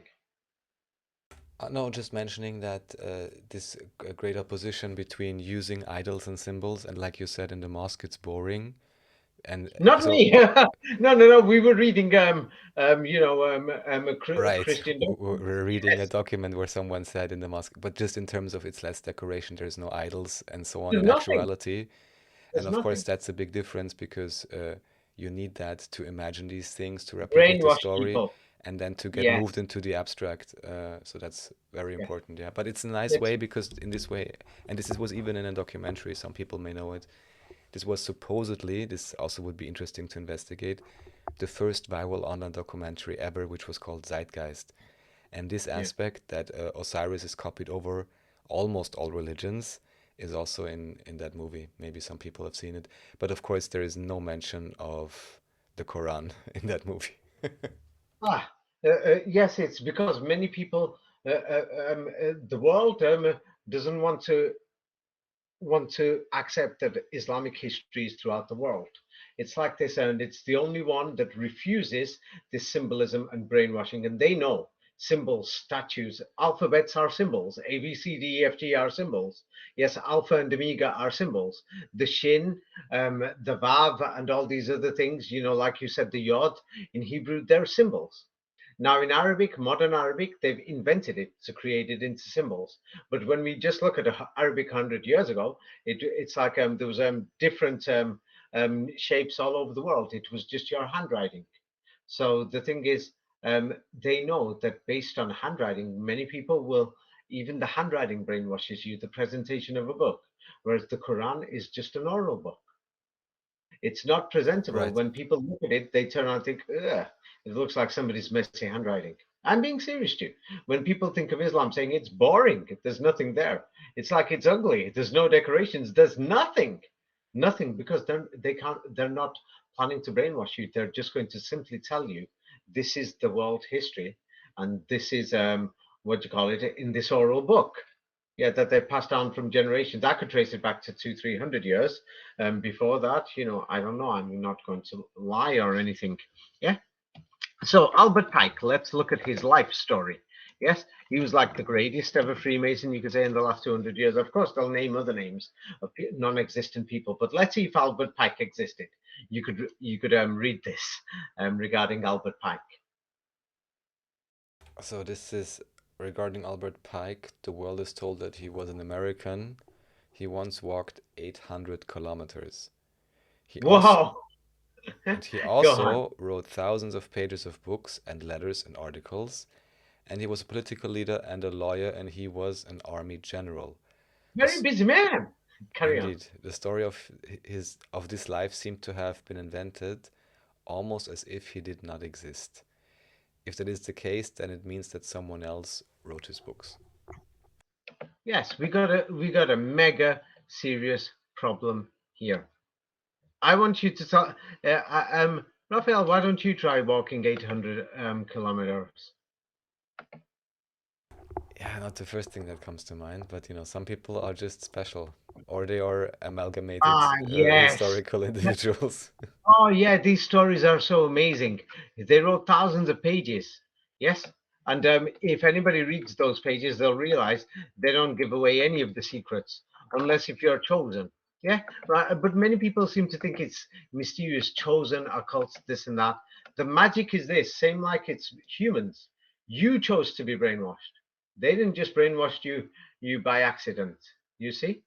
Yes, you chose it because you saw a girl based on the shape of her body, or a boy based on the shape of his body, on how he looks, how he smiles, how he does his hair, how he does his perfume or makeup, or she does. You know what I mean? Yes. So that's the magic. You see, so a lot of the magic is to do with sex, believe it or not. That's why many of the writing and many of the stories are sexually based. Believe it or not, Hmm. a lot of world history, and then they've organized it astronomically or even to do with body parts or with geography. Like when I said squaring the circle, let me just show you now. So why they say that I'm squaring the circle? Because the reality is this. What do you see in this picture more? When you go out into the real world, do you see squares or circles? If anything, I would say circles. Yes, circular shapes. So now we're building an artificial world based on squares Right. and road layouts, even cars, windows, writing, everything. It doesn't matter if it's a perfect right angle or 60 degrees in the right angle or, things like this, or if it's like triangular or pentagon or angles or whatever. Yeah, so the thing is, we have become artificial. So now in the artificial thing, they've made sure that they brainwashed you from a magic age, from a young age, for the spell, the spelling. It started from the writing. It started from the writing, especially. That now people are now stuck. They can't go to nature. When they look at nature, they think it's ugly. They do. Yeah, it's like many people will say Arabic is the most ugliest because it's a handwriting. It is. People say it. Mm-hmm. You've heard those stories. Don't like it. Yes. And many other languages, it's well known. Every language that they've taught, like for example, what they've done, this standard normal English, I'm saying normal English, like, say, time you come out tonight, oh, I can't be bothered. He's just talking a load of crap. This is normal English. For me, anyway, in Manchester. He's just talking a lot of crap. I can't be bothered. I met him last night. He was just going on with himself. With himself. What does Mm-hmm. with himself mean? With himself. Right. So this is the real thing. So now when it comes to Arabic, because they've invented a fake Arabic because they want it to be like with himself, my dear. Oh, good morning, jolly chap. Yes, what time do you call this? I've been waiting an hour now, and yeah, etc. So even in German, they've got it. They've invented the speech. So now in Arabic, they've not managed to do it yet. They've invented a modern classical Arabic, which they're saying it's ancient, Right. and then given it fraudulent But meanings. So nobody now speaks that's why. it. Yes. So now when anybody has a look at the Quran, there's going to be all these websites and people who are trying to say, look at these tenses, look at this meaning of these Arabic words and everything. We know the meanings and everything. They're just a bunch of liars because the Quran is just in common language. It's not. You can say the Quran's in German or the Quran's in Slavic because many of these words are in Slavic. There's only 500 words in the Quran for the majority of the Quran, and I'm going to show this now. Um, for 80% of the Quran, or something like that. So 500 like root words. When I say root words, I'm not talking about the fake roots that people are talking about. Like there's one type of root word, like when we say good morning, that's two root words, good and then morning. Now then there is the other one where the so-called expert linguists will want to say good has got two roots, G, J, and then D, or maybe three, G, U, D. Then somebody will say morning has got M or R, and then ning or ng. You play with these things. But the 500 basic words or something make up about 80-90% of the Quran, depending. Yeah, you could say some people will say 70%, whatever. But 400 or 500 words. So it's easy to know that, and that's it. What the Quran is. This was the global language before. So so the Quran, you could say, what do you call it? It's written in German. You see, because most of these words you'll even find them in German, Old German, in many of the dialects, or even in Slavic, or even in Latin. The Quran, you could say, is written in Latin because it's only got 500 words. Whereas let's compare the Bible, and then you'll see, um, um, you'll you'll find it totally different. Yes. And that's when you will turn around and think, damn, we got a very big difference here. Yes. So the Quran is for the easy person. And now many people are claiming, I got secrets of the Quran, this, that. Don't listen to them. Yes, that's why I've told people just go to the mosque. It's a simple book, simple language, and you can check it with European languages and compare it and figure it out. Yeah, it's because it has a message. If Masonry doesn't like it, and all the world's organizations don't like it, these religious and secret societies, then it means there's something about this book. Yeah, the Bible has distinct different words, on estimate about 9,000 words, maybe even more. Yes, that the thing is, we can't even tell. You see? So the vocab, you see? Right. Yes. So the thing is, it's because many people, it's difficult to figure out. But anyway, let's move on. The neck. So we've just shown Albert Pike. And I can't seem to have found a person like that to have existed. You know, these thousands of pages of books that he wrote, allegedly predicted three world wars or something.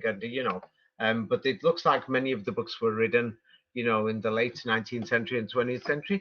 They found a guy and used his photographs and used his name and said, hey, whatever. And if his family exists, they get the money and things like that. He was a war hero, war general, this, that, everything, fake photos, probably hands in his pockets, everything. And he wrote those books. No, there's somebody else above them, above the Freemasons, who wrote these books. In the same way that if you look at Hinduism, you'll know there's somebody else above these, some of these priests, somebody else above. Yeah. So now let's move on to the other Albert, the other greatest Mason in the last century, 19th century, I mean, was called Albert G. Mackey. You could read this. Yeah, there was another man. There was another man who allegedly lived at the same time as Albert Pike in America called Albert G. Mackey. He was a 33rd degree Freemason with the Scottish Rite and a member of the Supreme Council of the 33rd degree, and he was connected to Albert Pike. Closely connected. Yeah, carry on. Next sentence. Both men had the same first name, Albert. Albert G. Mackey also wrote thousands of pages of books and letters and articles on similar subjects as Albert Pike. Albert G. Mackey also served in politics, and he wrote about law, and he was in the army. It was almost as if he also did not exist and someone else wrote his books. Yeah. So the thing is, they turned around and thought, we'll call this one Albert this one Albert that, etc. Yeah. So the thing is, these people wrote. So now let's see what this other greatest Mason, from the 33rd degree, and from the Supreme Council also. Let's see what this guy had to say. Yes. And so you could read it. Has it got through? Yes, you could read it. The work of Albert Pike and Albert G. Mackey are very important in many secret societies. Albert G. Mackey said that there were two major ways to teach Freemasonry, by historical legends and by using symbols. He said that the only way to investigate Masonry was through the symbolism. Okay, so now when we look at what is Masonry, Masonry has adopted the system of Osiris. That's what Masonry is. Yes? So now all these other religions around the world are following the same Masonry, and they've adapted the system of Osiris. So now this, what he said, the machinery, the free machinery, yes, applies to all the other religions. Do you see this? Yes? Oh, So yes. how are you going to teach people Hinduism or Freemasonry? It's just a different name, a different brand.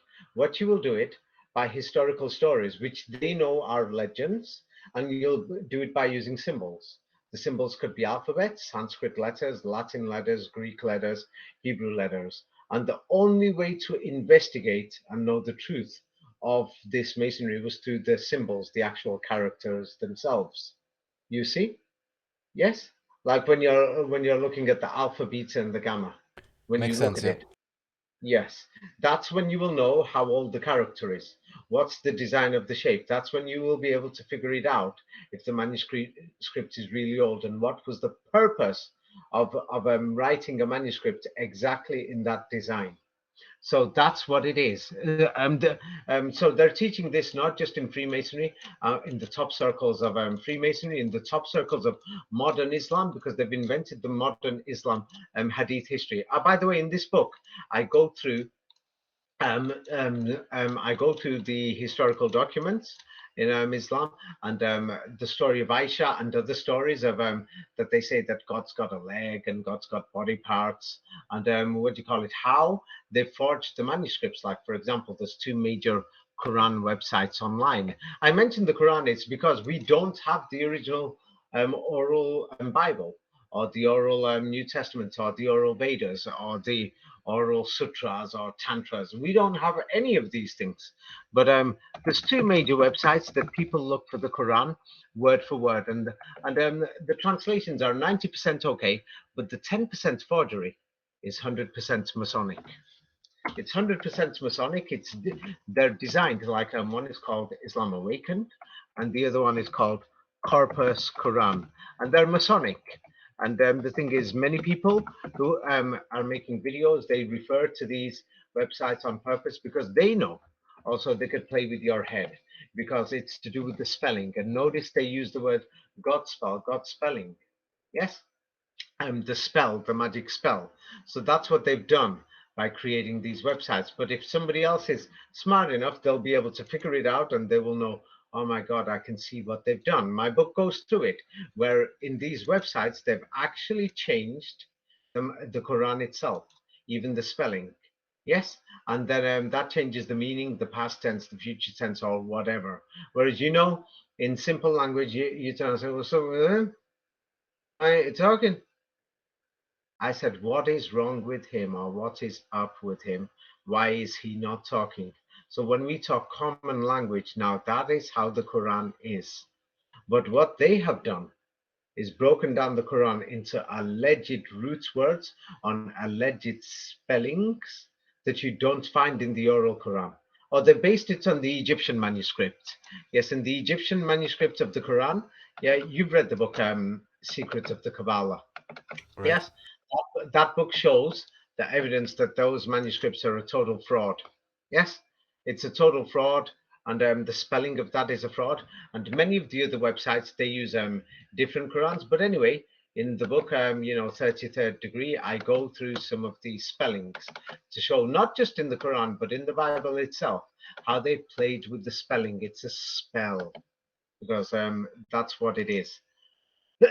So what they do is they show you this history in these religions. That's why most religions focus on history and these legends, and they use these to brainwash you.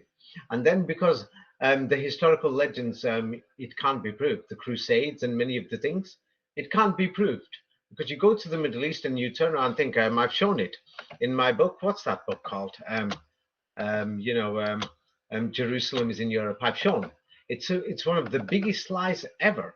We can't even find this Jerusalem in the Middle East, this great city, and Christianity is based on a lot of hate on the history of the Crusades. Because if you don't have the hidden enemy, like they always say, then you can't bring in many of these laws or make people believe things more. It makes people love something more when you think something's in danger. You see? Yes? Yes, for sure. Yeah, like September the 11th, we're under attack. We need to have more laws, more control, things like this. Yes? Coronavirus, you know what I mean. Yeah, we also had their restrictions, and now many of these restrictions are still continuing. Yeah. So it's like the people in power. So what they've done is a lot of them they know. That's why Albert Mackey called them historical legends. He said the two modes of instruction in Freemasonry. Freemasonry is based on the religion of Osiris, the most ancient of the ancient systems. And that's what all these other societies and religions are doing worldwide. Not only societies, but nation states, that you instruct people or brainwash people by these historical stories, and you use symbols, statues, pictures in textbooks, everything. That's what we see when many people make videos of history, yes, or even in Tatari groups, they keep showing you buildings, they keep showing you many paintings, many other things. Nobody's showing you any evidence, and you do it by legends and symbols, and you could actually legends and symbols, yes, and you could read the this again. What does Mackey say? What do you call it? By legends and symbols. And what's the next line? There's two modes of instructions in Freemasonry, by legends and by symbols.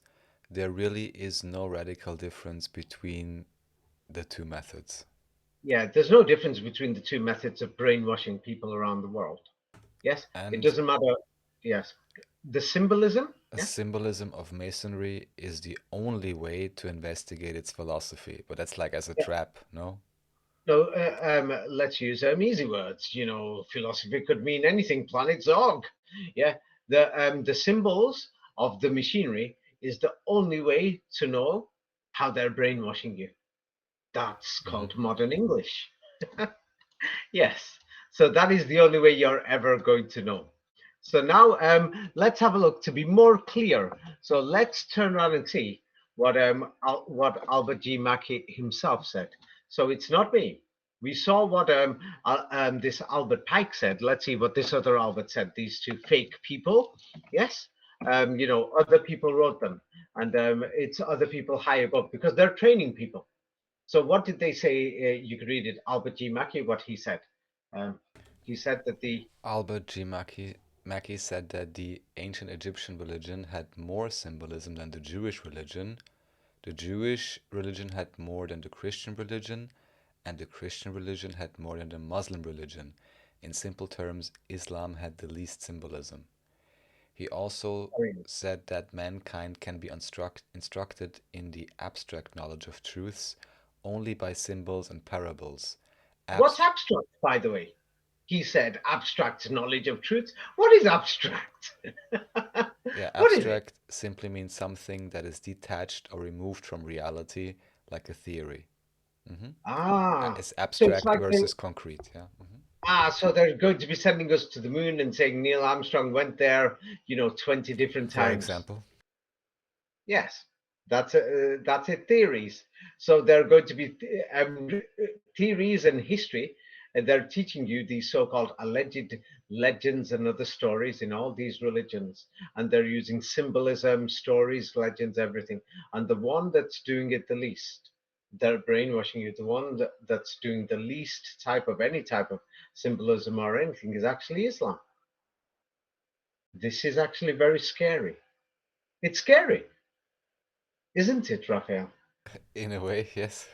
It's scary. They're brainwashing you on purpose. They're saying we're going to teach you abstract truths. That means they're going to be teaching you things, abstract knowledge of truth only by symbols and parables, they call it. Yes, these so called historical legends, which are detached, they're removed from reality. Yes. It's same like saying, I'm going to be teaching you Bullstein and you're going to believe it. Yes. Yes, yes. This is scary. And that's what they've done all over the world. Nationalism, history, everything. People believe this history now. George Washington in America, in France, Napoleon Bonaparte. People just believe in these historical characters. Adolf Hitler in Germany. Yes, you know what I mean? They just believe in it. Stalin, Lenin in Russia, Chairman Mao in China, Hideki Tojo in Japan. People believe half these legends that they're told, or even in the religions. Rama, Sita, Krishna. Yes, Shiva, all these other things. People believe it. Buddha and his disciples and the Mahamudra or the Mahamudra or Jesus Christ, John the Baptist, half these legends that they're told. People believe it. People believe these legends now. Yes. The one with the least type of symbolism, the symbolism it has no difference, is the legendary stories, the historical legends, and the actual statues and other things. The one with the least is actually Islam. So now let's see what Albert Mackey says, because Albert Mackey goes a bit more into how to brainwash people. Yes, he teaches it. Yes, these are the philosophies that you use in many companies. That's why many companies have Masons, you see, because you will realize how you're going to use a brand or marketing, or it's called brainwashing. Yeah, you want to make money. That's what religions are. So let's see what he says. What is the purpose of he describes them as Masonic stories. You could read it. He said that. Yeah, the object of the Masonic legends is not to establish historical facts, but to convey philosophical doctrines. You mean you're telling me the object of these legends is not to know true history, but to brainwash me with something they want to teach? To learn some important Masonic principle, yes. Whose principle? That you've Their decided, or principle, of course. I see. So okay, so at first it sounds like this is just exactly theirs, but when we say masonry, because it's not masonry, they are following the system of Cyrus. Yes. Right. So are all these other religions. They follow the religion of Osiris and the exact system and the exact methods. So they're all using these legends and these histories, and it's not important if it's true or not. The purpose is to brainwash you. And those are the type of people that you're going to see who become directors because they understand these things. Yeah, I've been vice presidents, I've been directors in many companies, with hundreds of people working for them. It's because I understand these concepts and these principles of how to brainwash people. No, I mean of how to marketing in a brand in a company. Sorry. Yes. Uh, what's the difference between it? You Yes. tell me, yeah. Actually, I'm not sorry. I said that on purpose so that you wake up. It's because people like me, because I understand these secrets, I'm going to get the higher pay. It's because I know what marketing is. It's just a bunch of lies. Yes, it's to control you, get your cash. You see? So those are the things. I've never talked about my career before because I'm not one of these people. There's many people with channels who are saying I'm X this or X that, whatever. I want people to go off based on the information and the work that I show. That's why on the front cover of my books I haven't done any artistic designs. I've just put me on so that my parents and friends could see and see, yeah, he's traveled, he's published a book. There you go. So yeah, I don't even care if people are reading the information or not. But I know the information is very good and valuable because people can check it. But anyway, let's read what Albert Mackey said. Now, this is the biggest joke. You can read it. This is the joke for the Osiris and these global religions, how all these people at the top think. This is how they think. The priests, the directors, the politicians, the religious leaders. It doesn't matter if you think that, oh no, we're Protestants, oh, we're this, our priest is nice and whatever, our organization, whatever. This is how they think. Go ahead, read it. Albert Albert G. G. Mackey Mackey said. said regarding the problems of history, such as the establishment of empires, the discovery and settlement of countries, or the rise and fall of dynasties, the knowledge of the truth or falsity of the legendary narrative will be of importance. Stop. That means it's very important that we know the truth Yes. or the lie. Yes, for us, for the normal people, that's you who's listening. It's important. You want to know what is the truth. Was the Roman Empire there? Who discovered Canada? Who discovered America? Who discovered Australia? Who went to live in which city first? Like I've shown that Saudi Arabia was half empty, so was the Middle East, so was Latin America, so was many other parts of the world. So people want to know the rise and the fall of the dynasties. Like we talk about the Habsburg dynasty in Austria. Yeah, we talk about the Holy Roman Empire and Otto the Great and their dynasties. Yes, even the Hebrew biblical dynasties or the Russian dynasties or the Chinese dynasties or the Indian dynasties or the Mongol or the Mughal dynasties. We want to know the Caesars, who ruled when. It's very important. Yes, it's of importance. But carry on. Let's see what Mackey says. This is very important. Go on. But in Freemasonry, the true. Stop. What is Freemasonry again? It's Freemasonry is they've adopted the system and religion of who? Osiris. And who is this followed by? Worldwide? Who? Well, All of everyone them. except the Muslims, All it of them. seems. Yes. Or except the So Quran narrative, yes. yes. So now all these people around the world, what do they say? In Freemasonry, carry on. The truth or the falsity of the legend was not important. What? Say that again. In Freemasonry, the truth or the falsity of the legend was not important. And this legend, what he's saying is regarding the problems of history, the establishment of empires, the discovery and settlement of countries, or the rise and fall of dynasties, that if you realize, yes, it's in the same paragraph, he's referring to that subject and saying all of it, yes, for Freemasonry, for the students and the people who are getting initiated so that you're a future director or a future priest, yes, for you, you don't give a damn. Yes, you don't care and you don't want to establish this truth. For you, it's not important at all. And like he said before, the only importance is to brainwash with their doctrine, whether it's a company, yes, that you're working for, what do you call it? Yes, you're working for Amazon. Your doctrine is that you got to get the sales, you got to get the cash, you got to do the advertising, the image, etc. You see, it's just a philosophical doctrine of how to brainwash somebody because you know how people think sexually. You see? Yes, Hmm. you see? And the sexual aspect, I go it more into the book. We've not even started that. So now what we will do is, for example, so then he gives an example, yes, and he shows an example is, let's say, the third, the legend that they teach in the third degree of Freemasonry. He gives this as an example, but the example just gives it away, yeah, of how people think, because I've had very good jobs, and I thought like that too, yes. In my family, when we do business, some people are business people, they think like that too. It's actually good to think like that in business. It's because business is about profits. So are religions. It's about profits and results, which many people don't understand. Yes.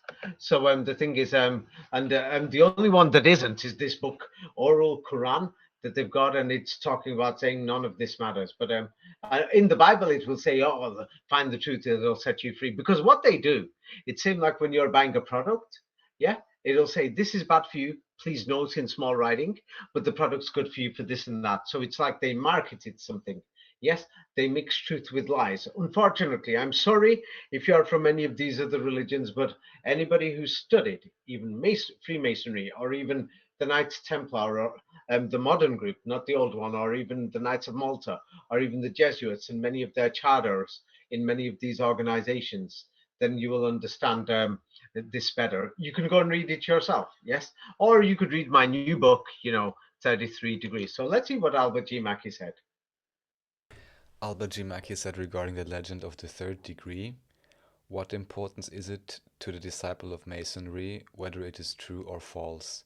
He does not see it necessary except as a matter of curious or antiquarian inquiry to investigate its historical accuracy or to reconcile any of its apparent contradictions. In simple terms, the truth was not important to many secret societies and religions. As long as someone learns an idea or theory that they wish to teach, which they have chosen, and then they are happy. Ideas can be taught through symbols or art or idols or history or religion, and the truth was not important.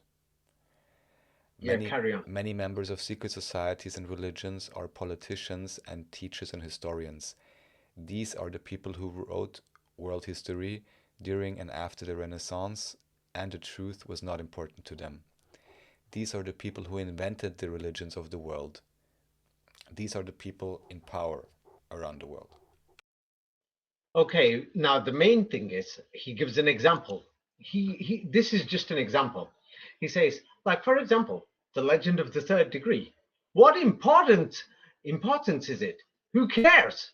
Yes, if you about the disciple of Freemasonry, who cares if the story that we're telling him, and we're telling him this is history? Who cares if it's true or false? And then the student, he doesn't even see, he doesn't realize if it's necessary or not, except thinking, hey, let me just check if this is a little true or whatever.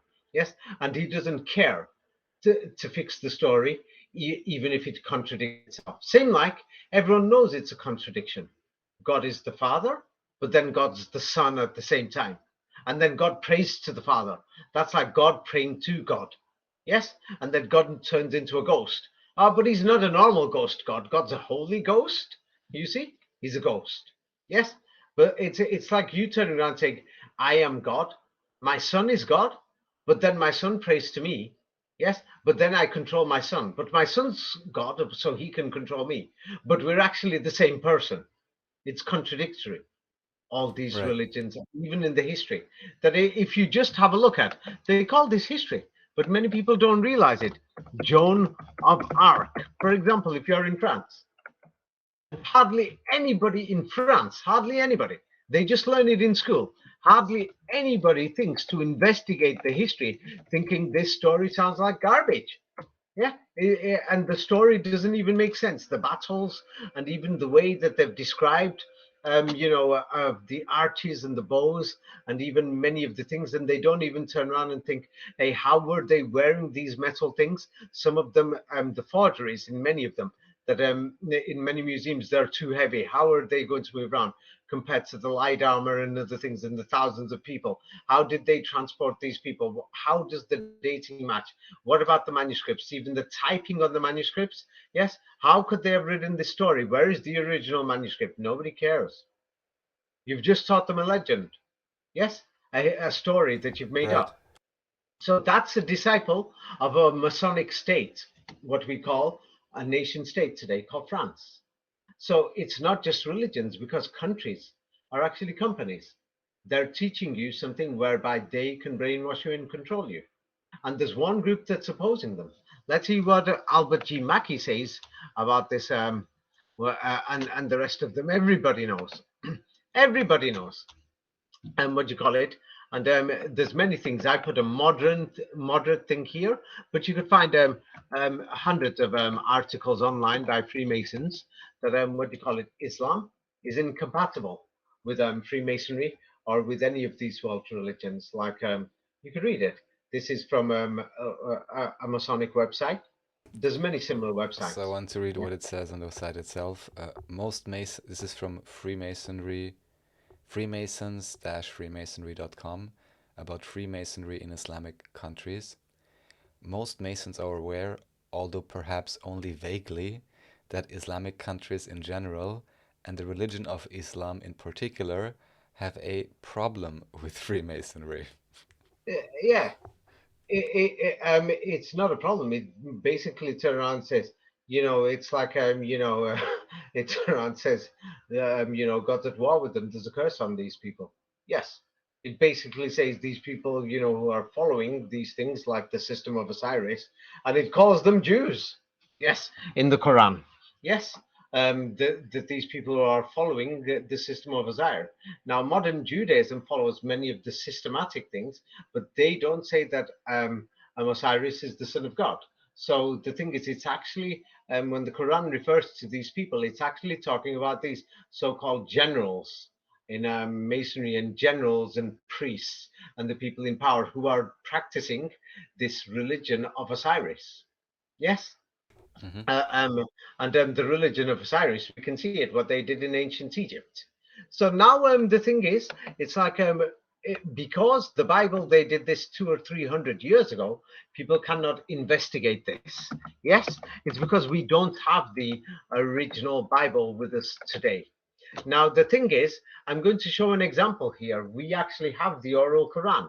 So I want to show what they're doing, what would be described as Masonic. Yes, and there's many people who are supporting this. It means that many people who follow it don't realize it, that they grew up in a Masonic society. So now they think in a Masonic way. Yes, because if you went to a Jesuit school, obviously you're going to think like a Jesuit person. If you went to a business school, yes, you come out thinking in a business minded manner because if you passed, of course, and if you understood it and if you excelled in it, yes. So now in the West, many people don't realize we live in these what you would call a Masonic or the system of Osiris. Yes, and where the symbolism and everything, we're surrounded by it. Yes, the Oh yeah. spelling, the Hmm. spell, the words. Yes, well, we don't realize it. So many people who are saying, "Hey, wake up," things like this, they're not going to be able to wake up unless they totally remove themselves from these surroundings. They're It's like they wanted to square the circle, and they've done it. The moment you're inside the cities, everything's a square, basically, or rectangle, like I said, like you Hmm. said, pointed out. Yes, so the thing is, like are the angles. So as you can see, squaring the circle, that's what they've done. Yes, they've removed the nature.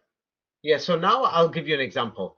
For example, the thing is, I've got used to it now. I'll even play it from a website. It's like then we will see how they modified many of these other religions that had original texts, and because we don't have them anymore, we can't find them anymore. Yes, but you could read this. What do Muslims say?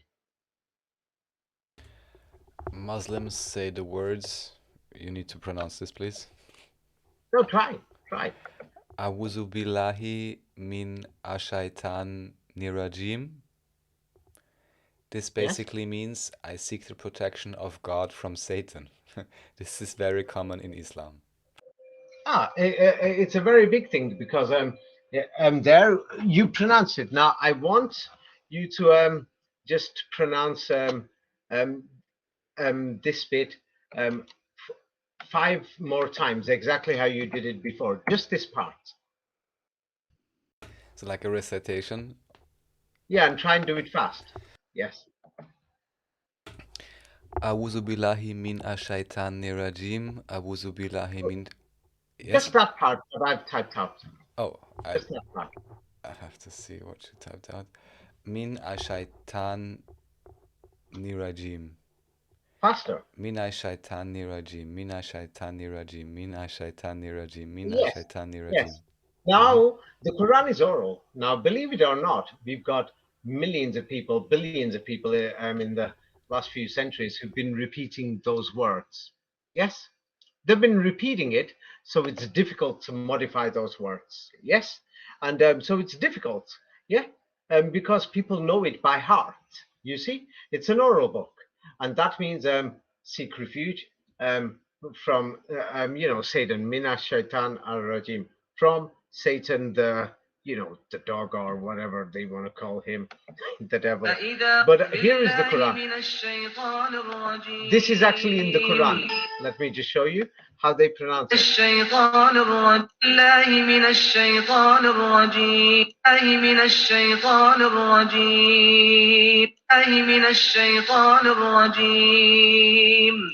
Yeah, it's an oral book. This is very important because now I will show you what the spelling is. It's like magic. Now, this is chapter 16, verse 98 of the Quran. So do you know what they've done? Yes, and now there's many people who are using these websites. The Quran is an oral book. Now, the websites gives you the basic meaning. That's okay. Yes, because many people want to know the basic things. They're sat at home. That's fine. But now what they have actually done, what I did is I showed this in my book, what's that book called? Kabbalah. Yes, in the Kabbalah, I showed how they did it and what they exactly did with, the Quran manuscripts. But now in the 33rd degree, I go into something deeper compared to the book Secrets of the Kabbalah. You read it, The Secrets of the Kabbalah. It shows, the history of, how they invented the manuscripts. Yes. Now, this new book, it goes into the spelling. And so now in Europe and America, many Muslims, they're modern. They think they're Quranists. They sit online and they're trying to interpret the meanings of the Quran, and they go from the manuscripts. One, the manuscripts are forgeries, and two, I'm even going to show here, it's because everybody knows this. This is one of the most biggest shocking things in the world. Yes, that even you are going to think, I can't believe this. Yes, that now I want you to pronounce the same words. I've highlighted them, that I'm copying it from two of the biggest websites. Yeah, and I want you to pronounce it how they have written it and how they've done the spelling in the manuscript. Now that min ash-shaytanir rajim is so common. We're talking about even 5-year-old children know it. Millions of them around the world, or billions in the last century alone. Can you make a mistake if billions of people are repeating this one sentence, even if you've not No. memorized it? You can't. So now I want you to see it even in the spelling. And what they've done here is the word transliteration means pronunciation, basically, of the spelling. I want you to pronounce how they've written it with those Arabic letters there. Mina is it an L? Yes, they've Minal changed it. Minal Shaitanil Rajim. Min al-Shaitan al-Rajim. They've changed it. Hmm. They've changed the Quran. So now many people are going on these websites, and then they will show that this is the past participle, present tense, future tense. This is the root words. They're lying. They've changed hundreds of words compared to the pronunciation. This is, I've shown only one. I've shown but I challenged these so-called Quranists because I noticed that they're writing horrible comments. They're doing it because they don't know what I know. They didn't even notice this. So here now I'm showing Corpus Quran. Corpus Quran, I've even shown where the spelling is. This is like, for example, in this new book, 33 degrees. This is the 33rd degree. This is now to the Muslims.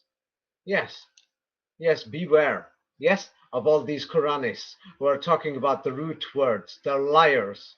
Because what they have done based on these manuscripts could not have been written by Muslims.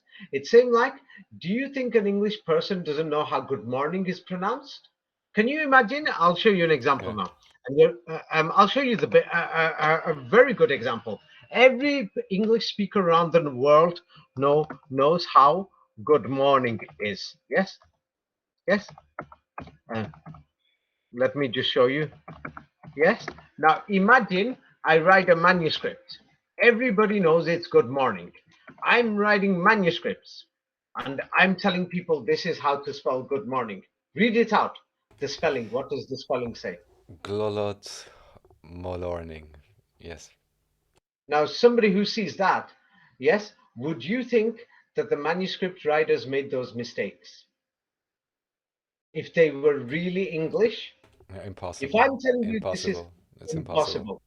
So now we've got thousands or hundreds of pages of Arabic manuscripts with all this so-called history and everything, and they're all writing down these simple, pathetic mistakes for a common words that these Muslims are repeating, and they've spelt it like glolod morning instead of good morning, and they've spelt it min al shaitan al rajim. And then when you open it up, it's even worse what these criminals are doing. What these criminals are doing is that they're showing other examples, then they're telling you they're criminals. They're telling you they inserted fake vowels, fake consonants in manuscripts, and then they're telling you this is past tense, this is future tense, blah, blah, blah. And they're going on with themselves and they're making many videos. Hmm. I advise the Muslims, ignore them, stick to your mosques because that's where the oral Quran is, where the original meaning, that it's not in many of these Arabic dialects, that the original meaning has been passed down by many of the families orally, even though they don't know all the meanings because it's difficult to know many of the stories. But that's why they had a place called Mecca where they meet once a year. It's an amazing system, or several times a year, basically every day, where they sit down and they discuss the meanings. It doesn't matter if Mecca is only 100 or 200 or 300 years old, but the system has been set up. It was set up by people. I'm going to write about this soon because I know these people are lying. I've shown one example there. They've even, like we mentioned, the letter shin. Yes, yes, the shin with the fire. And the shin, what word does that sound like in Arabic? I don't know. Arabic. Um, In Arabic, yes. When you think of shin and the symbol, and you said like a fire, I want you to think now. What does that make you think of? A famous word in Arabic. All over the world, people are interested to know. Well, the only one I can think of now is Sakar, but I'm not sure if you mean that. Sakar doesn't rhyme with shin. It's I got a know. rhyme. Same. I don't know many Arabic words. Rin? Jin, Rin? well, jin, Ah, what jin, did you say? jin. You said a magical word. And Yes. what are those creatures made from? Spirit or something? The Quran said it. We've discussed this before, that God made them from a type of humans were made from, according to the Quran. Yes, it says that humans were made from like the elements, like earthly things, and the jinns were their spirits. What were they made from? Gas, the air. Hmm. Yes, a type of fire, a type of air. So, and the thing is, when you notice shin and the flame, yes, Hmm. remember this.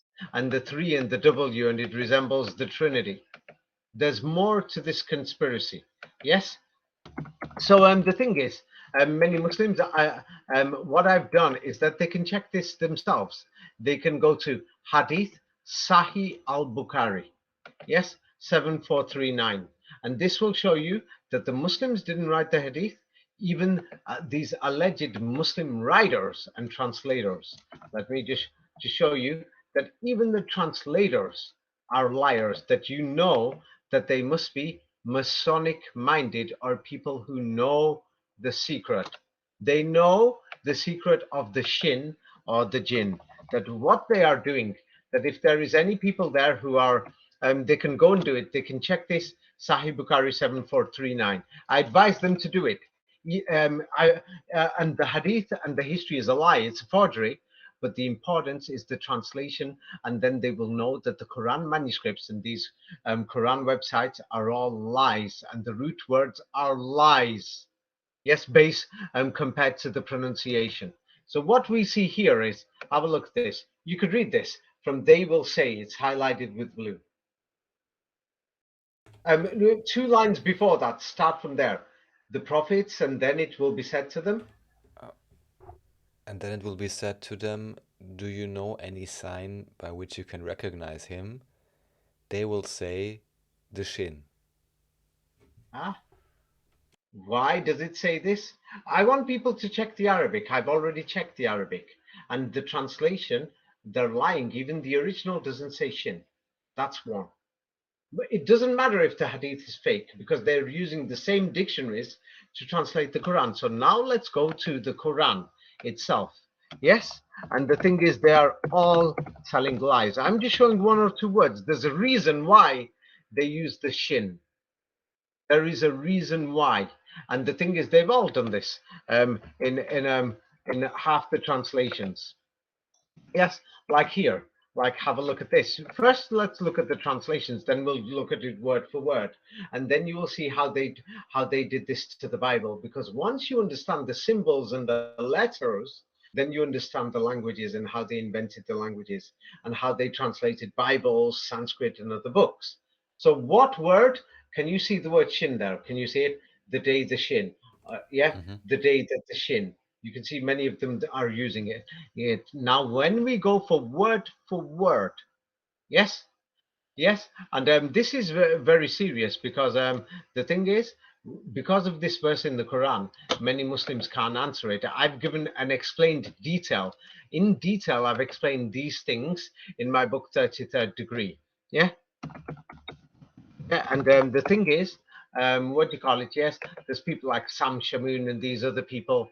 Yes, and many Muslims cannot answer it. Yeah, the Muslims are even lost that they don't know this, that it's become a big topic online, millions of views, and many Muslims have now given up Islam because they're going from these websites and these manuscripts that have got fake words. They've invented the words, they've changed the spelling so that then you'll find 19 letter A's, 19 letter L's, things like this. Do you see why they did it? Yes, they inserted these letters. Then it changes the spelling and it changes the meaning. And now many people are saying Allah has got a shin or a leg. So now another thing is, my book explains it. One, it doesn't say the word shin there. Yes, and two, they're even lying about the words. Yes, and many of these people who are like the so-called Quranists, it's not like I'm taking sides, but I'm telling people the only Quran there is the oral one. So let's have a look at this. Now, I want you to look at this. What is the word, according to here, word for the word shin? What do you see? Sakin, it says here. Yes, sakin. Even the spelling, how they've done the spelling there, is actually the same. Yes, that when somebody, an expert, reads this modern Arabic with its symbols, yes, that there's 2 dashes at the bottom, that when you read it with the symbols, then you notice that it's what do you call it? It says sakin. So now let's go to the oral Quran. Yeah, and what we find is that in the oral Quran, it doesn't say sakin. And the next word after it is difficult. It's like ayudawna or something.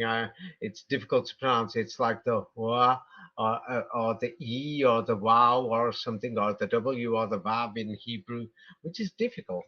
Yes, but let's have a look at the actual when the people are pronouncing it. And please remember, I'm only showing one pronunciation. Different people pronounce it in different ways. Like, I think this is an Arab person who's pronouncing it, but the Turks pronounce it different. The Palestinians pronounce it different. Yes, let's have a look at how it's pronounced here. Let's see.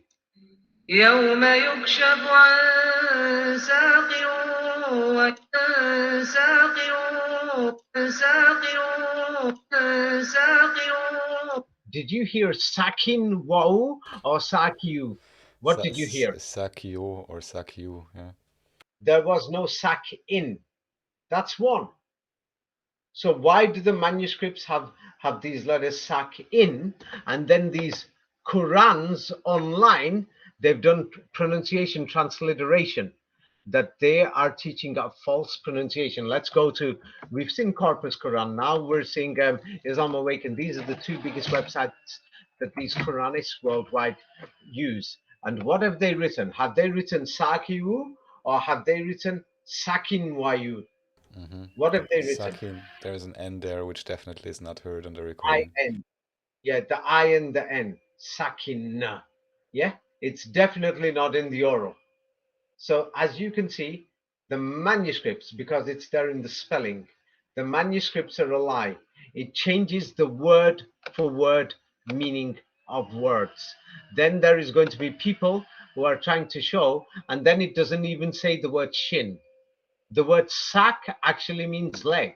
The word shin means something else. It's a specific bone or specific part of something which is scientific. And the Quran is actually written in simple language. Oh yeah, even these pathetic so-called Quranites, people say this pathetic joke. I call it a joke. This man who claims that the Prophet Muhammad lived in that, Hijaz, the north of the Hijaz, the Petra region, which is at the top of the mountains. What's it called? Samgarans, some people say. Even he uses the word shin in his translation because he knows, maybe, like I know. Yes, many of these people know. So here is, somebody sent it to me on my phone that you could see it's a screenshot. So because somebody sent it to me and they asked me about it, so that's why I've got it. So that's why I can send it to you. That he's even put the day the shin. Yes, he's used that word on purpose. This is explained Mm-hmm. more in the book. Yes, so it's like there is an agenda to do with the shin. If people know what this agenda is, this has got to do with the 33rd degree. And as we mentioned, squaring the circle, the flower of life, it starts there. And so I'm just going to show this. Yeah, what do you call it? Then people can judge for themselves. And what do you call it? So Sam Garanz has got his invented word, like you invented, like I could call it, David Ewingite or David Ewingism, yes, or Raphaelite or Raphaelism, a new subject. So it's like he's invented it. Quranism, Quranite, you know what I mean. That's one. The logo is the number 19. You can see it. And so now let's have a look at his Qurans. Yes, and squaring the circle. Yes, yes, and anybody who knows the secret. So he's using the shin there. This is part of, yes, Masonry and Jesuitism. This is part of the religion of Osiris to do with the shin. Yes, or the original Jews who the Quran says are following this Osiris system. So on the front cover of Sam Garanz's Quran, what is the first thing that you see? When you think of squaring the circle, what do you see? Yes, flower of life pattern. You not just flower of life, you actually see the flower of life with the 19. Yes? Yes or no? Do you actually see it or not? Or do you need glasses, Raphael? Yes, yes, no, Oh, no, no, it's there. Yeah, of course, it's the so logo. now that's the circle. Yes, it's not the logo, it's the design. But then once you've squared the circle, you've got your logo. So he squared the circle and then he made the perfect. It's got to be a perfect ashlar. People don't know. Go and study the perfect ashlar in masonry, or you could read my book. It might take you a long time to figure it out. It's got to be a perfect cube. And is the 19 inside a perfect cube? Yes or no? That he's Yes, written it there on his yes. logo. So he's squared the circle. He's done it. And he's used the shin just like these others, like Corpus Quran, Islam Awakened.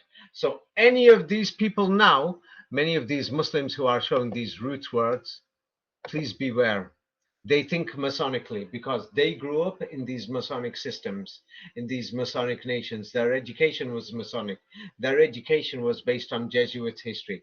And their education, they mentally think from the symbols, from the letters, from the languages and the alphabets. And they follow the spelling and they're under the spell. Yes? And the spell and the magic, the Quran goes through it more. Yes, when it tells you the story of the two angels who came. Yes? And they gave these things and many other things. And then Solomon, when the jinn or the shin, when they were telling him these things, but Solomon didn't disbelieve. This is the story in the Quran. So I'm just telling these people because many of the people who are actually cursing me or something, they are trying to show that they're experts, investigative, that they're trying to break down words, not the basic root words, but break down a word. Like, for example, they're trying to break down and say the root words. Like, I just want you to tell me here, this is how pathetic it's become. Like what they did in the Bible to invent the meanings, like what Elijah ben Yehuda did. And we showed him before that he was a humanist. Yeah, if people want to read my book, Last Crusade. So now there's the word Ramadan. So what these people have done with their dictionaries, they've broken down the words Ra, Ma, Dan. But you could break this down and say, what do you call it? That you could break this down and say it says Rama and Dan. So that means that they're following the god Rama. Yes, Right. Ramadan is part of the god Ram, or Ram and Dan, or the tribe of Dan. We can invent meanings with these root words. That is part of the spelling or the magic spell. That's what they've done with the symbolism. And this is now happening to Islam, which is the last. That's why they turn around and say we're the last. Yeah, and it's happening to it.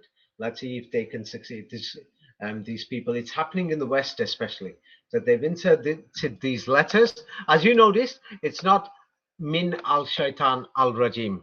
So what is it? Yes, it's not. So you notice that there's extra letters. You saw this yourself now. Yes? Yes.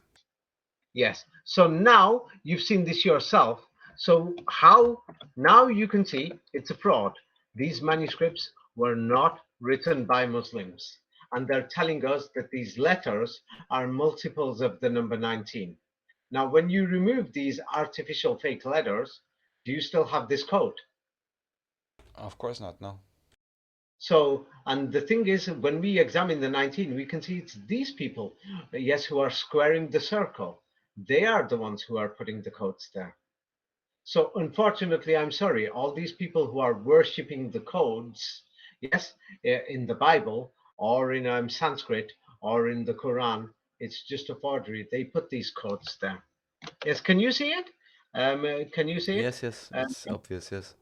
Yeah, it's too obvious. Now, how dangerous is it that they've changed the spelling? And you've seen many of these Islamic videos online. You see them all the time. You've seen them. Even Muslims that we spoke with. Yes, that I did a video with. You've made friends with them. You've seen them. You've seen some of their videos. Are they not breaking down the words, trying to show the meanings? Yeah, well, people do that also with the codes. I guess with the Quran, but also with the Bible. There's many people talking Yes. about this. So And that's when that's what they don't understand, because we know from the oral history that in Western Europe, the oral history, when people went to America from Poland, from Germany, from Scandinavia, from England, from Ireland, the people preserved it. That the Christmas tree, they preserved it. It's nothing to do with marketing. They preserved stories of the legends of the table of Christ and the Holy Grail. Yes, and the Ark of the Covenant. These things they preserved, these legendary history. So what do you call it? The history that they preserved was God's spell. This name, even though they try to force you, it's Evangelium or Angelium. Yes, they try to force it to you, but the people know that the current Bible is God's spell. It's a magic. mhm. They know this. Now they've forgotten the meaning, but they're going to tell you gospel means, oh, it's a good story. It's not a good story. You can see it in the words. Yes, but then there's other people who are going to try and break it down into let's go into root words. It's not God's spell. It means go, and then spell. Yeah, this is what they did with the Bible, and they're doing this Mm-hmm. with the Quran now. It's become ridiculous. There is no codes or any of these things. There, yeah, there is the basic mathematical codes. You'll find this in anything. Yeah, you could turn around and say, "Hey, I saw 10 clouds today." That's a code. That means the 10 Commandments. That's it. It's divine. These clouds. It was a message. I say, hey, that's your choice. But the thing is, this specific thing that they're saying there, they've actually changed the Quran. These websites, with their pronunciation and their invented meanings and showing many of the words, they've actually totally changed the Quran, Yeah. which is a crime. It's a crime. I call it criminal because what they've done is that this is going to be future conflicts and future wars. Can you see? Yes? Yes. Sure. Mm-hmm. Yes. So, and the thing is, it's like, for example, here we've got, yes, according to the spelling, yes, and they're going to show many of these Quranist videos, websites online. They're going to say this word says this, that word says that, that is the root word. Notice it says fa, ya, ku, lu. Who said the oral Quran even says it for that verse and for the other ones? These people don't check because they are trying to break down the Islamic system. And then they will say who set up this system and when. I'll write about that soon. And half of the history of the system, I actually put it, yes, in the book, what do you call it, Secrets of the Kabbalah. Yes, half of it is in that book where I showed where they messed up the system and the origin, and the other, and you could say a lot of it of how they're playing around with words is now in this new book. Yes, um, the new book, the 33 Degrees. Yes, if anybody wants to read it, they can read it. I've just gone through introductory 20 pages, and I've explained a lot. So that's what this new book is about. Yes, so if people want to claim, no, Aramaic is older, this is older, that's older. Did you even study the shape of the letters? Paleo Hebrew is older. Did you even study and examine and think? Yes, how did people write these things? What conditions they were living in that climate, or even if the climate has changed in many places. But what we can see from photographs that we can't even find, or going to these historical sites, we can't find, Jerusalem, like 1 million or 2 million people coming there in these so-called pilgrimages. There's no sleeping places, there's no hotels, there's no water. So when we look at a small region, they're telling us 10,000 people there 150 years ago, saying, oh no, before there was millions and they developed all these advanced writing systems. Bullstein. Bullstein. You see? Yeah, so this book goes to another thing. So how they invented the 666. And they put the evidence shows that the 666 already came here, 200-300 years ago. Or Fomenko will say that this apocalypse happened 400 years ago. So this book goes through more through the 666, and it shows it's in the writing, it's in the letters, the spelling, and many of the things in many of these religions and other things. So unfortunately, 666 came a long time ago. Yes. Now it's just the last few final stages and a few other things. So it came a long time ago, and it goes through the secrets of many details. I break down some of the details. Some if I have time, I'll go through more in another book of the book of Revelation, and I show the forgery in this, and I show like the 616. Why is it 616 in the oldest manuscript for 666? Now, the moment you figure out 616, then you will know who actually wrote the book of Revelation. You will know it. And then you will know how old the book of Revelation is. Because if they put that number there, 616 and 666, and then the design of the letters, then you will know who wrote the manuscript and when. That is the secret of the 33rd degree. And this is explained in this new book. Do you see how advanced this book is, Raphael? I actually think it's one of the best books that I've done. Great. I'm It's glad. because Flamingo probably even knew these secrets. He doesn't even say. It's like he's enjoying himself, saying, "Hey, the apocalypse, yeah, happened, 300-400 years ago. Yeah, we can see that there is what do you call it? That there is a star sign, the Book of Revelation for John the Evangelist, and there's other things. But Fomenko probably even knew what I knew. Yes, I'm sure that he did. Yes, that's why Fomenko managed to figure these things out. Yes, the thing is, and many of these are the people they know. Like they said, who cares about the truth? What is important is what we want to teach because we decided it. It's because it's for our agenda. And what they're doing is a dangerous thing. They're squaring everything that's circular, the 19. And the 19 is the Alpha and the Omega, the 1 and the 9, and it's supposed to represent God. But these symbols, they played around with it because they want you to worship the symbols and the numerology instead of God Himself. But that's Right. up to you. It depends who you think God is. This book does something else more that I've never done before.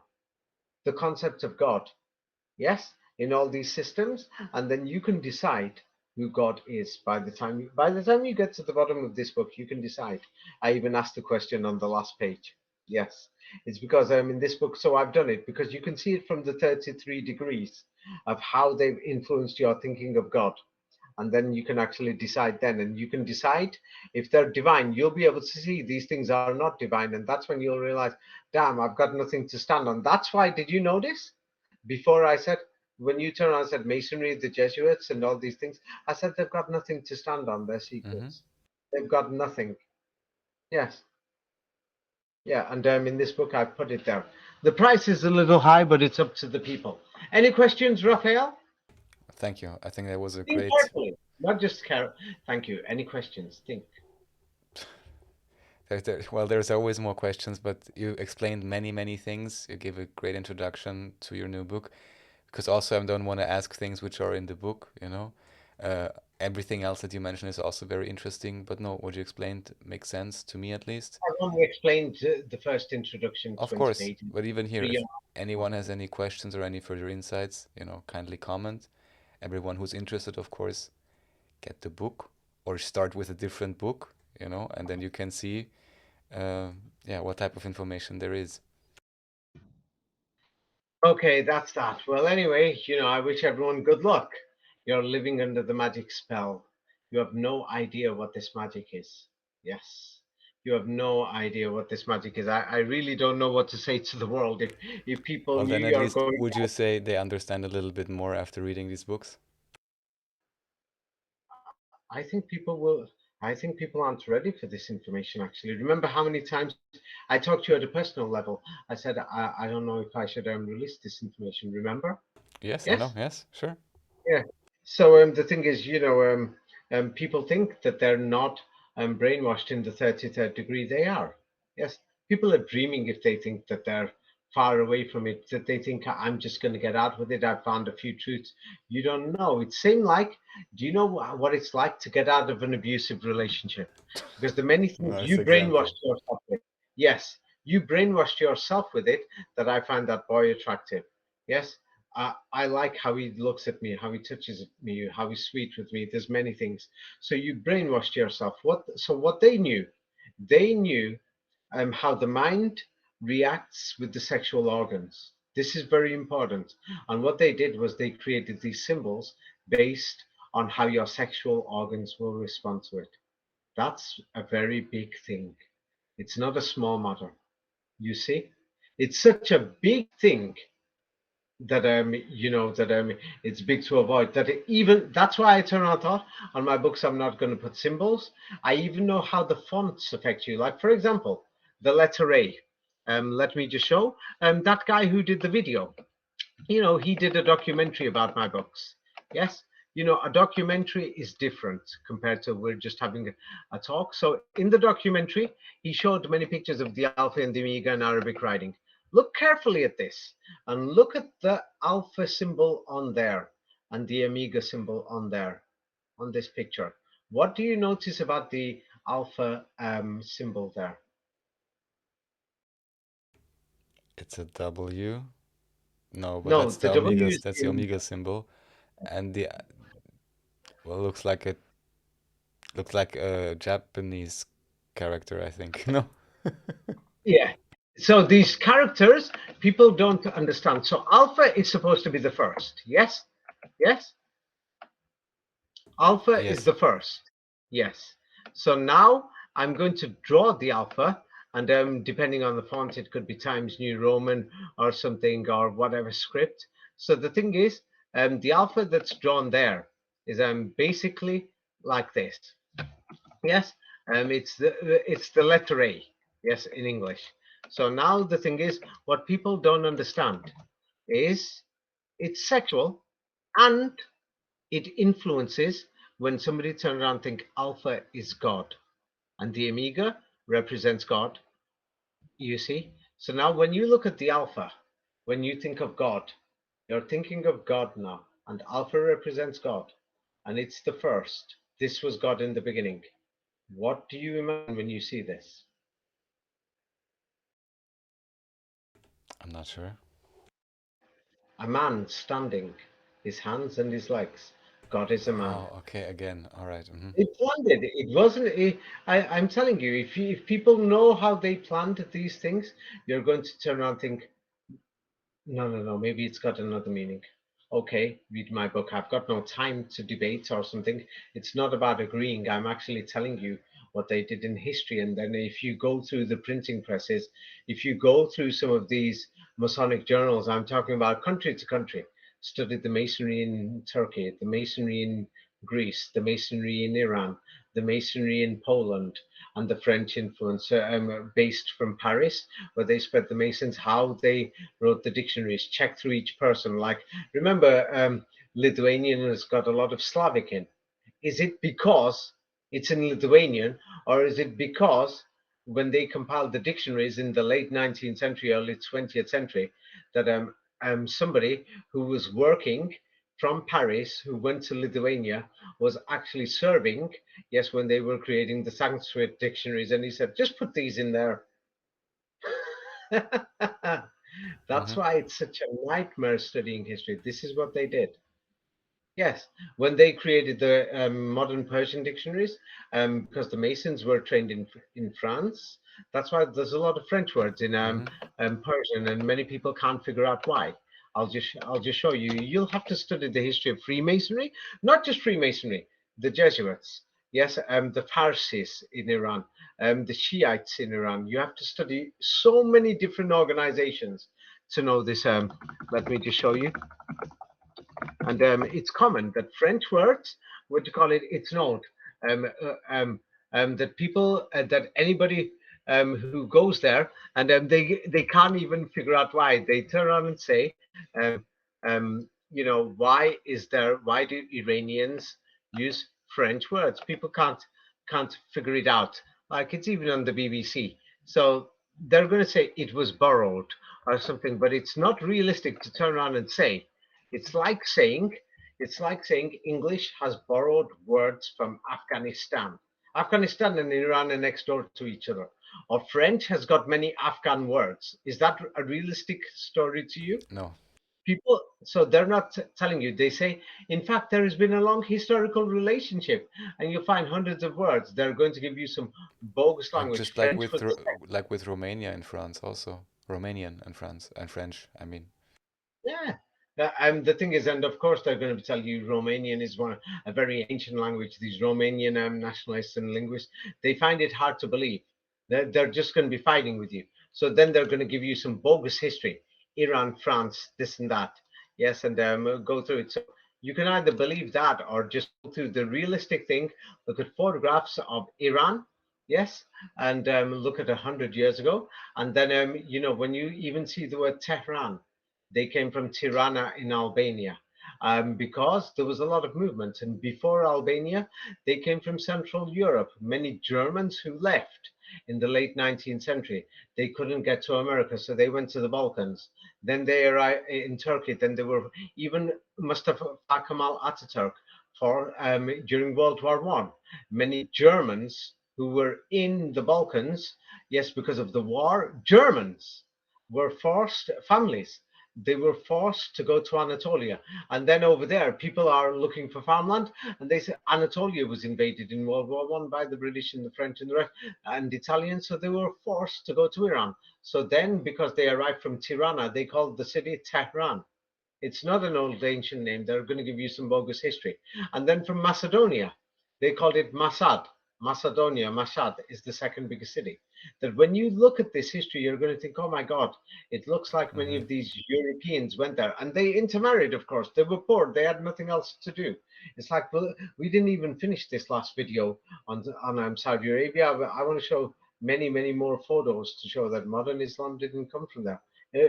Not even old Islam. We can't find anything that when you look 150 years ago, it looks like a large percentage of the population wasn't even Muslim. And another thing, many people are saying that there's a Kaaba in Yemen, things like that. That's because of the ports of Aden. Many people questioned me. Yeah, it's because they thought we'll create a fake one because people have to walk that way because many of these European ships that were robbing people dropped them off. So they stayed in Yemen. They thought the Kaaba was there, and then it's more fertile land in the south. You could grow food, so many people stayed there. And the thing is, they came from other places like the Indian subcontinent and other places. Anyway, let's leave it at that, Raphael. Okay? All right. Yes. Thank you, David. We'll just go on and on. I think let's leave it at that. And if anybody wants, yes, full information. It's all in this new book, 33 Degrees. If they don't like the price of my book, you can go and buy Albert Pike's books, some of the original editions, and because they've modified them, they can go and buy some of these older ones, that cost it could cost them hundreds and thousands of dollars. Yes, and they can spend years studying. Even Albert Pike in his books, he doesn't describe any of the symbols or Albert Mackey. They don't say anything. They'll say only if you're chosen, like if you become a director or something, they're going to call it, you've moved up. It's same like working for a company. That's the truth. They're businesses. They're chartered organizations. That there's somebody else above them who's running the show. You see? Yes? That's why somebody else wrote the books. Yes? Makes Okay, sense. Raphael, let's leave it at that. Thank you, David. Yes? Okay. Yeah, okay.